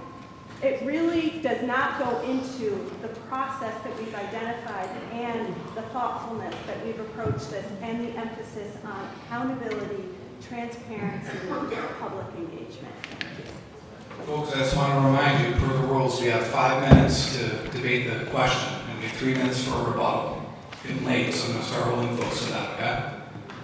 Mr. Drake. Thank you. Many of you know I come to the legislature as an independent business person, never much into politics. As such, I don't see myself as somebody wearing a particular coat or a color on a given day. I want to be brief and blunt. There's a lot of good things in this, but let's be honest. This is not an independent commission. It's formed 3 votes to 1. Why is that? Well, you have the majority, which exists all over the world. You have majorities, minorities. Then you have the chairman who is elected by the majority. And then you have the Legislative Black Caucus, which wholeheartedly subscribes to the majority. And then you have the minority caucus, which includes everybody else. Right now, that happens to be Republican and conservative, but there are certainly people out there who are independent, people out there who are unaffiliated with any particular party, the Libertarian, Green Party, what have you, right? They need a voice too. Consensus would equal independence. Because if we can all agree, people from all different viewpoints and walks of life, that means we're getting somebody who must appeal in some way to all of those different groups. And when you're talking about government, about setting out the lines of districts, about creating a democratic process that gives everybody an opportunity to be represented, I think we cannot undersell this point enough, or excuse me, oversell this point enough. That's the place where it all starts. And from there to the victor, his or her spoils, right? But we've got to start from a place that's fair. And it has to be arrived at independently. And like Mr. Jamalo had said, he's been kicked all over the map of Albany County to the convenience of whomever was making these districts. I think there was a lot of great work that was done here. I agree with almost everything that Ms. Cunningham said. But I don't believe it's independent. We want diversity, but not if you disagree with us. It's the kind of common theme I hear a lot in national news, local news. This is the one place where diversity matters to everybody, because we have to start democracy with a fair and open slate. So for that reason, I don't feel ready to vote yes on this legislation today. I'm sorry to have to say that, but I want independence. Thank you. Thank you, Mr. Chairman. Many of you who were in the law committee heard me, meeting after meeting, draft after draft, raise concerns about the independence of this commission. We started on a journey 3 years ago. At that time, we were a bunch of like-minded reformers who wanted a truly independent process. And that's where we started. And a couple of drafts ago, we were sort of there. And then the body changed. The makeup changed. People took on new roles. People who were fighting for independence became deputy majority leaders. People who were fighting for change became the chair. And in subsequent evolutions of the law, we went from, as Frank had said, the majority and the minority, and a collegial appointing of the rest of the folks, now to encompass the other power centers of the majority. So you couldn't just have the majority leader and the minority leader. You had to have the chair. And I recognized that there was a change in the dynamics here. And then we had instituted a Black Caucus, and the Black Caucus was given a core vote. But what happened is every time one of these drafts came about, who suffered? Certainly not the people represented by the Democratic Party, because they can conceptually have 8 out of 9 members. But at every step along the way, the people who represented Republicans, conservatives, independents were diluted. We got to the last meeting, and the League of Women Voters was eloquent in their last public hearing and said, you know, we got a problem with the independents here. Now, the last time they spoke here, they said they had a problem with the way the commission was selected.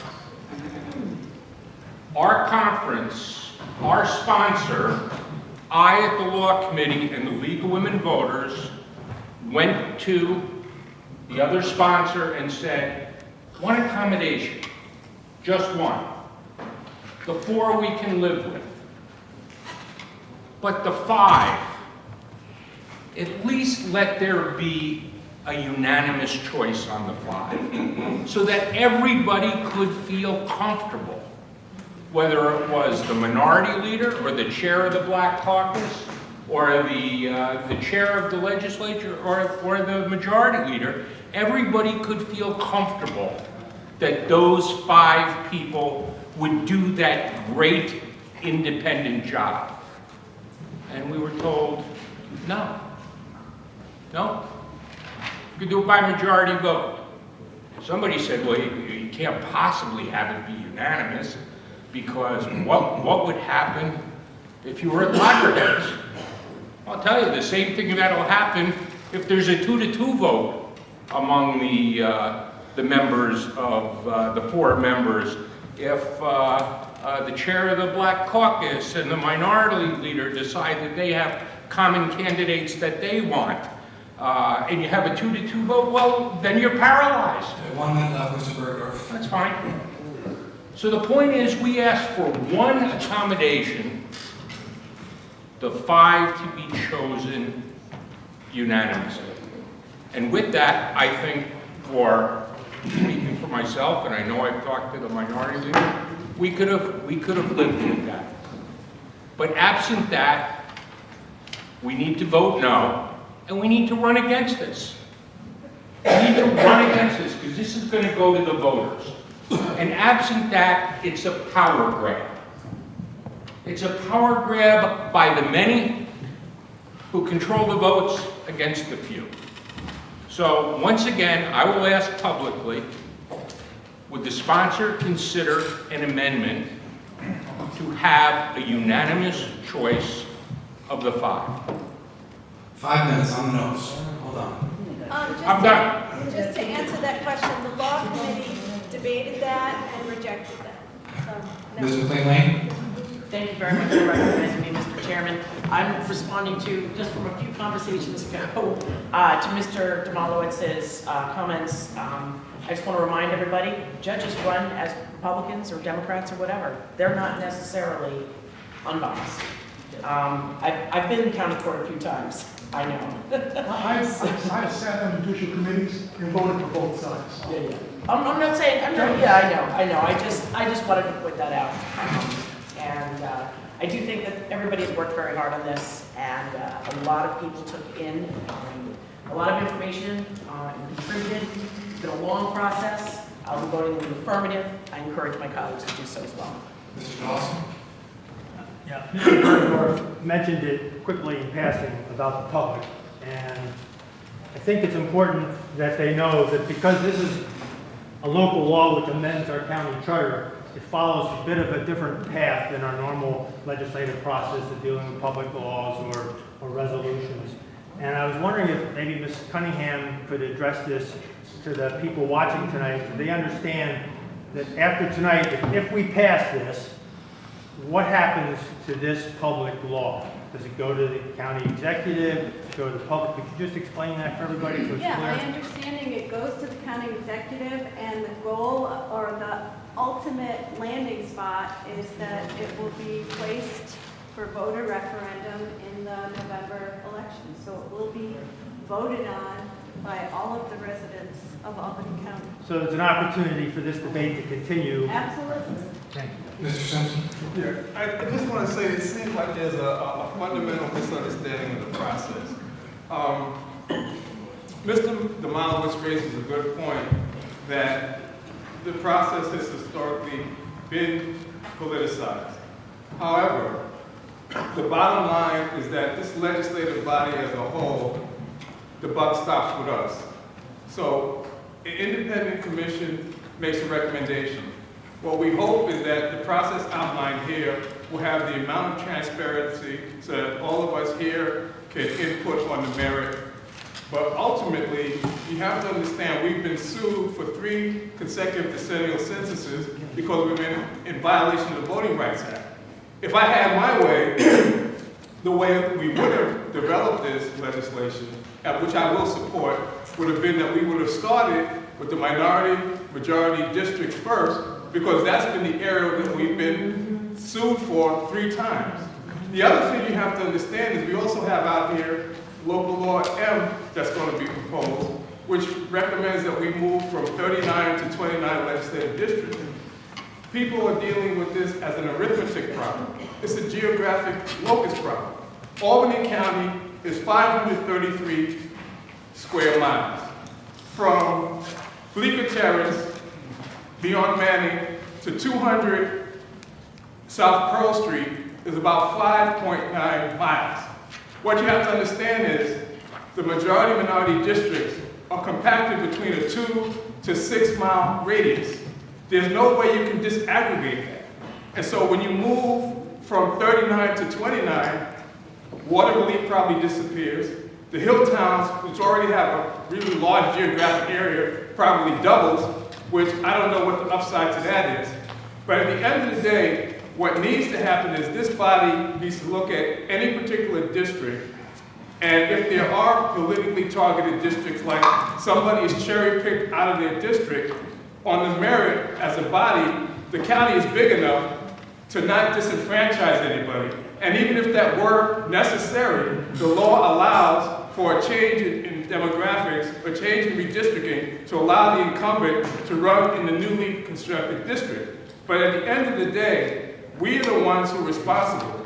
And if the transparent process is done rigorously, we will all have input as the process develops. But this notion of independence, I don't know what that's based on. When, again, nobody's going to sue an independent body. They're going to sue Albany County through the decisions made by this body. So we have to be clear. This is not a mysterious process. You can't change the demographics of where people live. You can only change the lines in a rational way, and people know that we're gerrymandered in a tremendous way now. If, God forbid, we went to M, I believe we'd be in violation of the consent decree for the Voting Rights Act. But just mechanically, somebody has to show me how you can do proper representation of the majority-minority districts when you move geographically the boundaries, but the population stays the same. Mr. Ethier. Thank you, Mr. Chairman. I want to ask one question.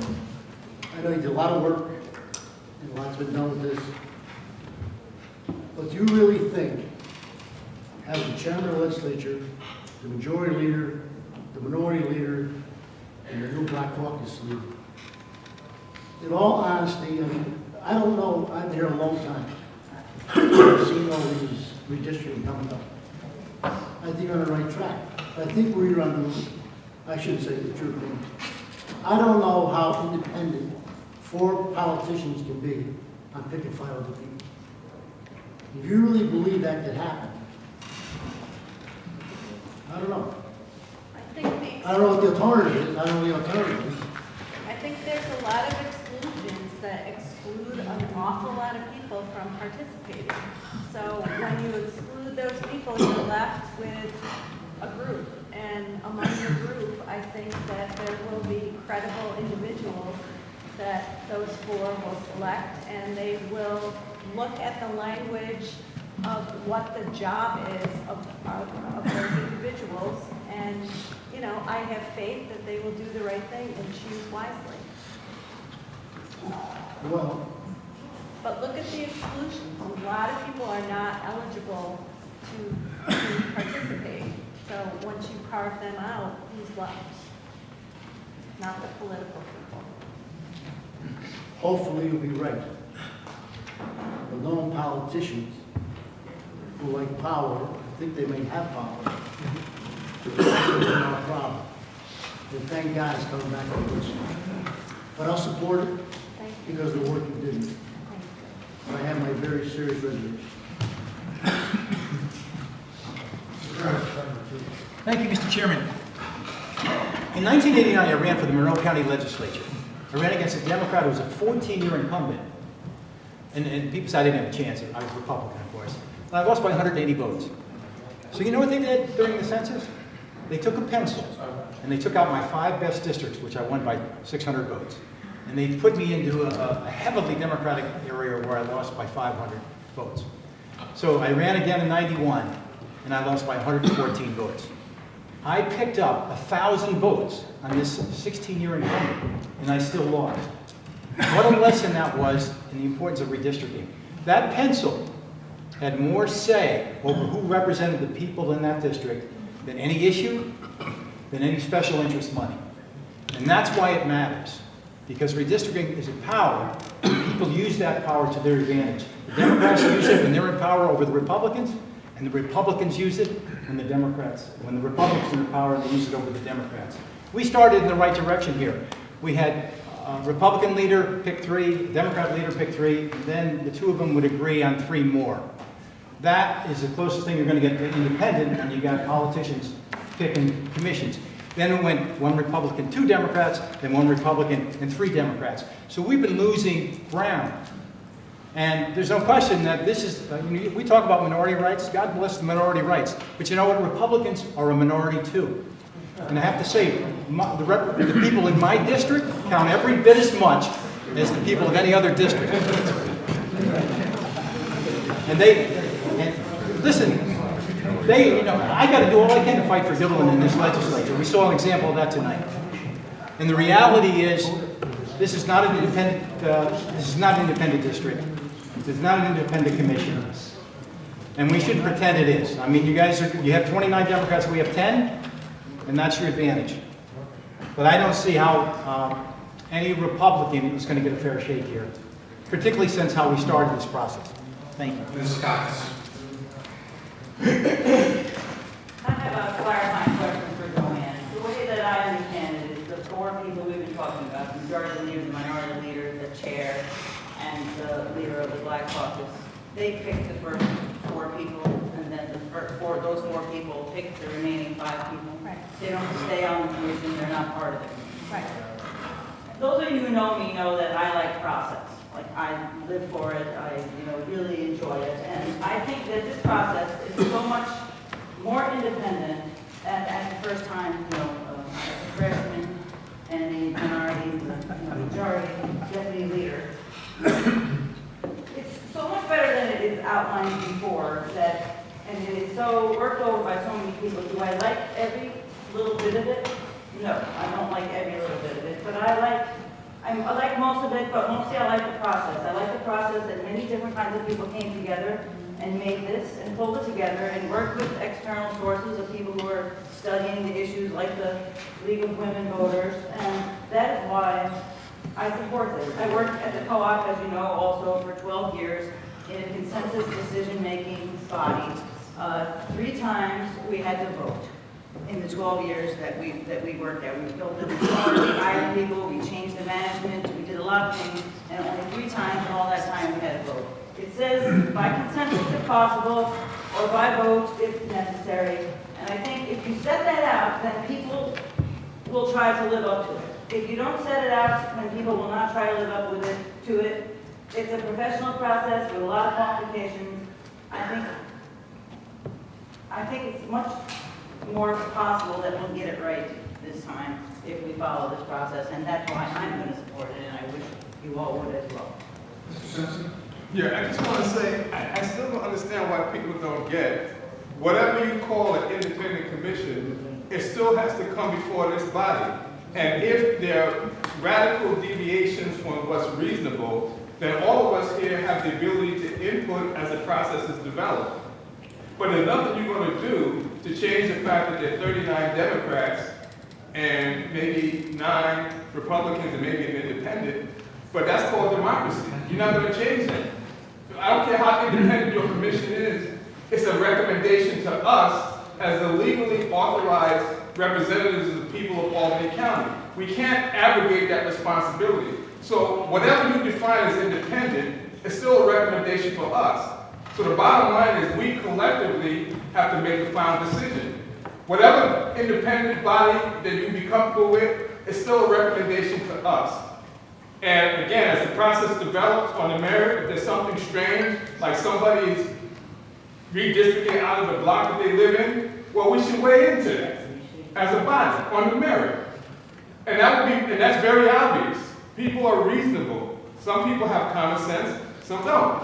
But there isn't such a thing as objectivity. There are things that can actually be measured. And I'm saying that whatever your definition of independent is, the buck stops with us. And so we need to just stop beating around the bush and make our decision on how we're going to vote on this. Mr. Ward?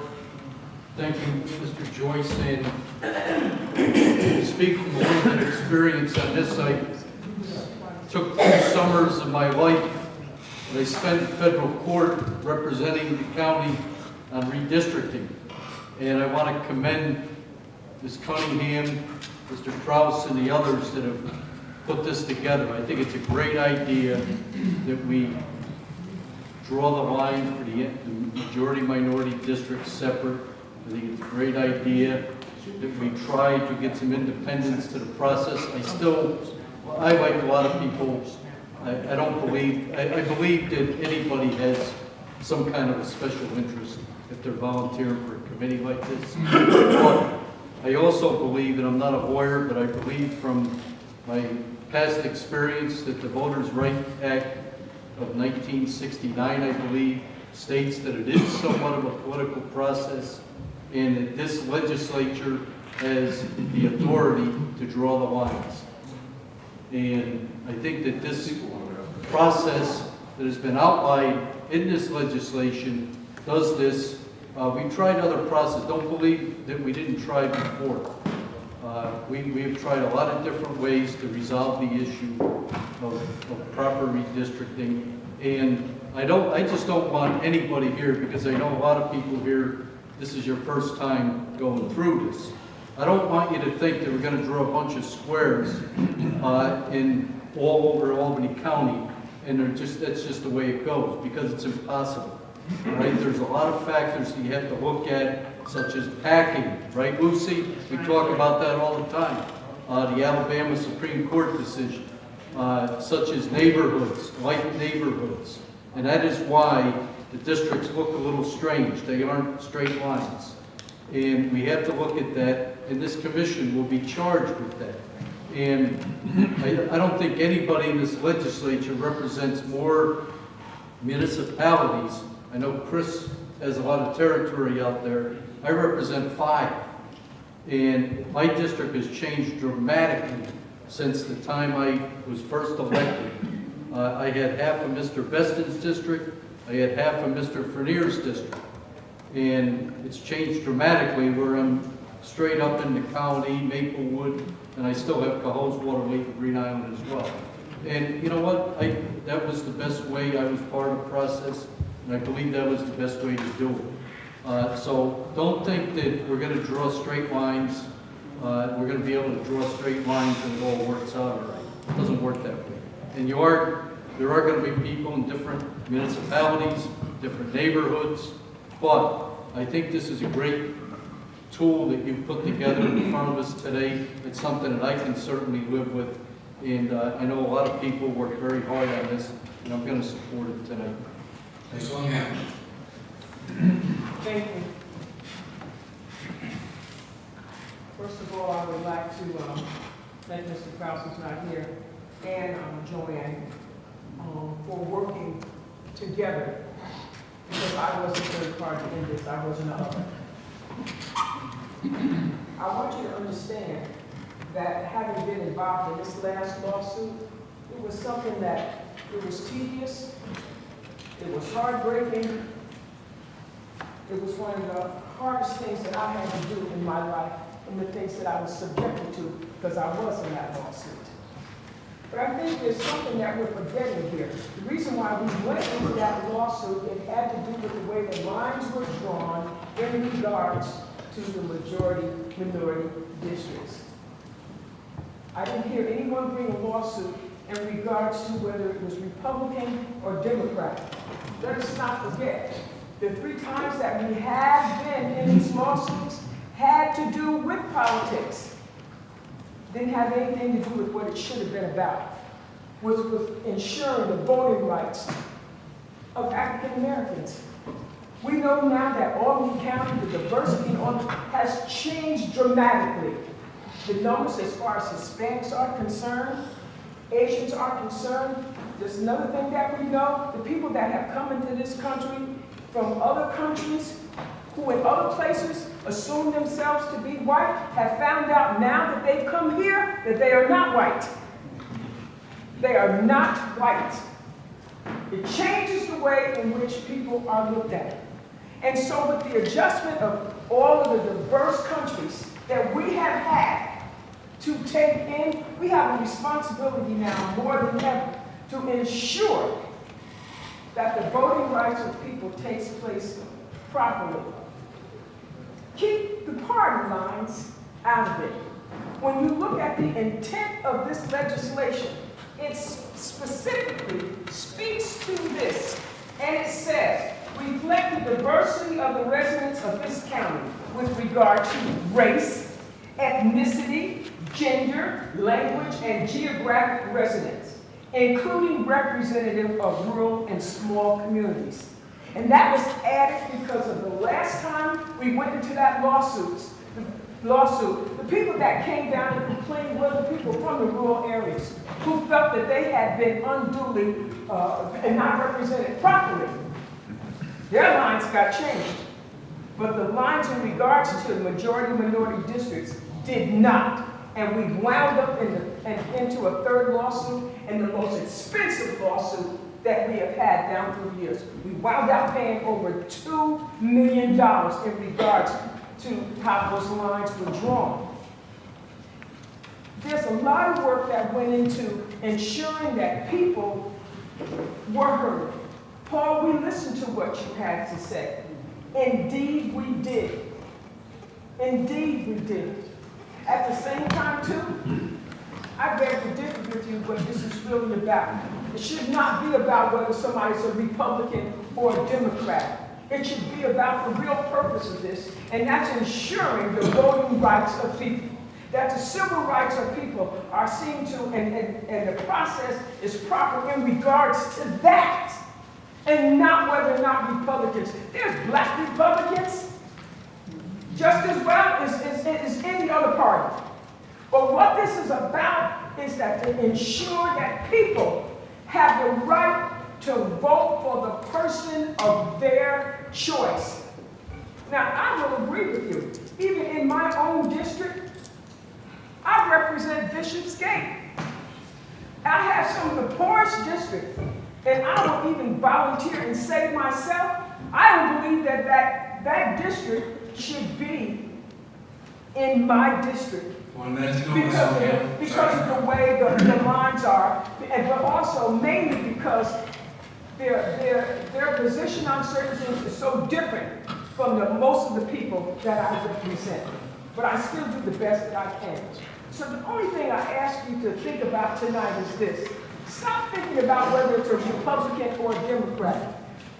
We really know that people come from all diverse communities, and no matter what race they are, that's what we should be looking at in regards to ensuring that they are represented properly. Thank you. Mr. Demowitz. Just on the process, so you're understanding for the purpose. By the time a local law gets back to us in this body, it doesn't get changed. It's almost next to impossible to change. Because you got, like Sean said, you got census tracts you got to live with. You got neighborhood, like neighborhood. So once that's done, it's done. That's why this commission is so important. Because it doesn't get changed. Because if it did, we wouldn't have been in court 3 times when it came back to this body, Merck. Right? And this body voted on it. What I'm saying is, that's why it's so important to have an independent commission, because once that they develop whatever they decide, whatever, you can't talk to them. You're not going to call Gary tomorrow or something and say, all right, Dan, so what do you like? You like this? Like, you know, what's your district? What do you think your neighborhood looks like? Not going to happen. That's the way it should be, independent. All we're going to do is going to get in the end, going to come to us, you voted yes or no. That's it. That's why whatever that commission does is so important. And one is right. I've walked Bishop Gates. I've walked what you've done from Bishop Gate to Livingston Avenue. You're looking at $600,000 homes. You know, how can you what they believed in what they believe in people in Livingston Avenue? What night and day? It's like me with my neighborhood in 14th Ward in North Bethlehem. Completely different issues and initiatives. So that's why it's so important. But don't make the exception. We can always change whatever the commission does. I saw it. I haven't seen it 3 times. And it's not going to happen now because you got to bump so much to make it work. You got to realize it's still got to fit. Everything's still got to fit, like Sean was saying. So it's very difficult. Once the commission sets it down, 99.9%, that's it. Thank you, Mr. Knight. Thank you. Thank you, Mr. Chairman. Good evening, body. I guess it's still evening. This is quite a subject, quite a discussion we've had here tonight. I was one of the witnesses on the last United States case that Albany County was subjected to. It was not fun being there. It was hard. It was gut-wrenching. It made me tearful. It made me really nervous for my community. It made me nervous for my government. I told the judge I was not comfortable being here and have to say some negative things about us and our non-compliance in Albany County. We had worked hard under Mr. Chairman Ward. I think he was the chairman of that redistricting commission. We worked hard to cut those lines right, to cut up those districts, so they didn't look like salamanders. I think I had to even go fish mine on the Sunday, I was guilty of them, right? All about drive. That's right, that's right, that's what we did. But we fixed it, and we made it fair. I made sure anybody who said they were running against me, I made sure they weren't cut out. I said, put them in there, it'll be a good contest. We will have a contest. And tonight I'm saying, this body out here in this room, I know what you're working. I know we tested you when we did the affirmative action policy. And you asked me, why did I ask for a long roll call vote? I said, because I want to hear what everybody got to say, because this is going to be historic. How they voted that night on the affirmative action policy for protecting the protected class, to make it equal. So everybody voted. And we came out with a unanimous vote in this body, and everybody voted, and we passed it 100%. I'd like to see if we can do that same thing on this piece of legislature, local law O, tonight. And I'm going to take the lead, and I'm joining in, and I'm supporting this local law O, so we can move forward and go on to the next step. And thank you, Mr. Chairman. Please. Ms. Williams. The process, I think, is being lost on some people who haven't been involved in this. The hearings that take place, and that should take place across Albany County, brings people from every walk. I don't care where they're from. When the lines are drawn, this time, there'll be lines drawn for the majority minority districts, as well as the other districts. But the one thing that will happen is this. When those maps are presented, there is an opportunity to review those lines. And I think that that's something that has not been spoken here, and I just want to bring that out. So the opportunity does exist when people feel that they have not been represented properly as far as those maps are concerned. So there is an opportunity before it comes to the legislature. The people still have the right and the opportunity to look at those maps and speak on them. What we have tried to do this time is to get rid of the politics as much as possible, but open it up so that people who are interested in what those maps look like will come and volunteer. That judge that you're talking about, hopefully they will. I would love it. I got one in my mind right now that sat down there at that courthouse. Would love to see him participate in this process. But the opportunities do exist. The opportunity that you as a Republican would have to put something on there, it's not so, we have to remember what we're trying to do. It's communities of interest, which goes past politics and has to do with, the fact that you catch the same bus, you shop at the same stores, the people and your kids go to the same schools. That is what a community of interest is about. It's not about a party. It only becomes about a party when we get a hold to it. And that is acted in just as Mert has said. But what we are trying to do here is to ensure that the process that we have put in place will ensure that the people have had on the front end an opportunity to participate. So I beg you, because I've gone through this. I toiled with Joanne over this. We didn't always agree on everything. I didn't always agree with the fact that the League of Women Voters had so much to say about it. And the fact that we had the NAACP and took them out.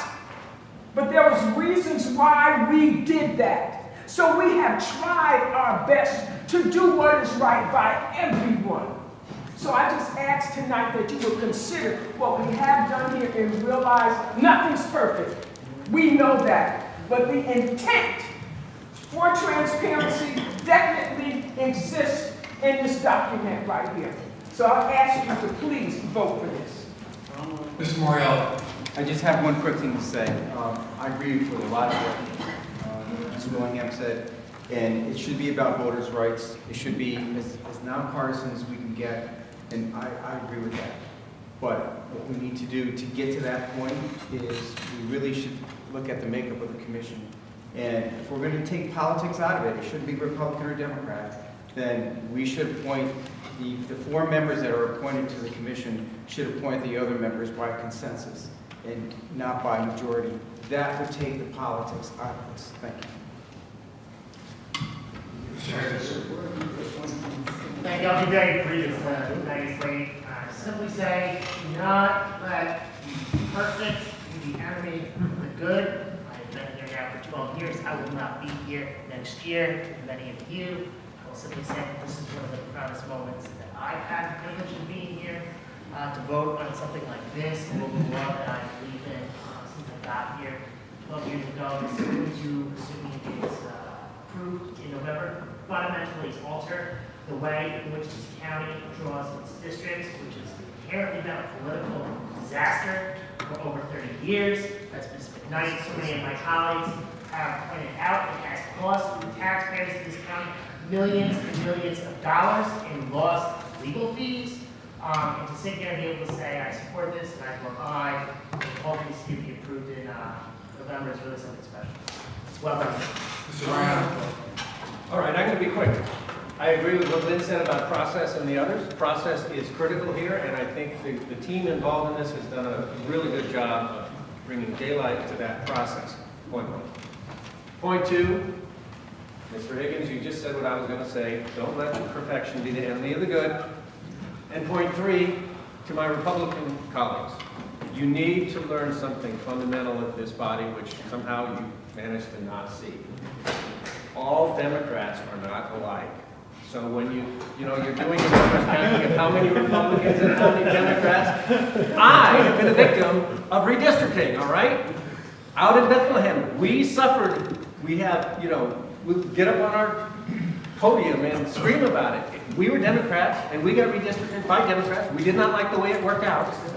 So my point is that, in fact, we have a process here which I think is going to get beyond the simplistic party affiliation, perspective.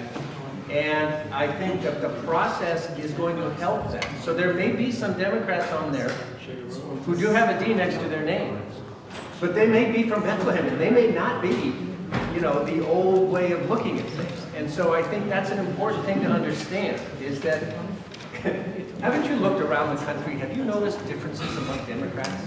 That's just the reality that we have now. So I think there's an undue fear of the big D and the big R. By the way, how did you guys grab the Greens? I don't understand that. Anyway, those are my points. Thank you. Roll call vote. Long roll call on local law. Oh, please. Destin. Favor. Bullock. Bergdorf. No. Al. Yes. Chapman. Yes. Clay. Pass. Camiso. Yes. Cunningham. Yes. Dawson. Yes. Demolowitz. No. Rick. No. Ethier. Yes. Feeney. Yes. Fine. Yes. Grenier. Yes. Grimm. No. Higgins. Aye. Hogan. No. Joyce Andrew. Yes. Joyce Raymond. Yes. McCackins. Yes.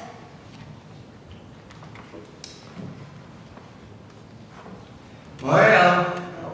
No. Mayo. Yes. McKinney. Yes. McLean. Absolutely, yes. Mendick. Absolutely no.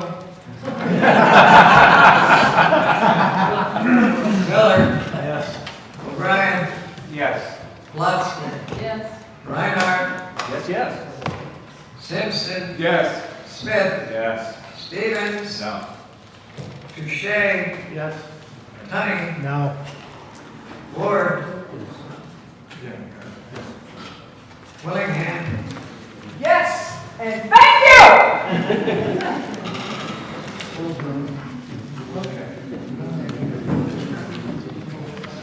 Thanks, Bill.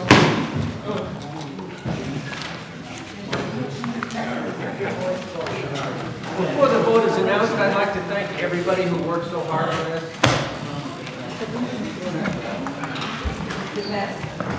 39 passes. Local law passes.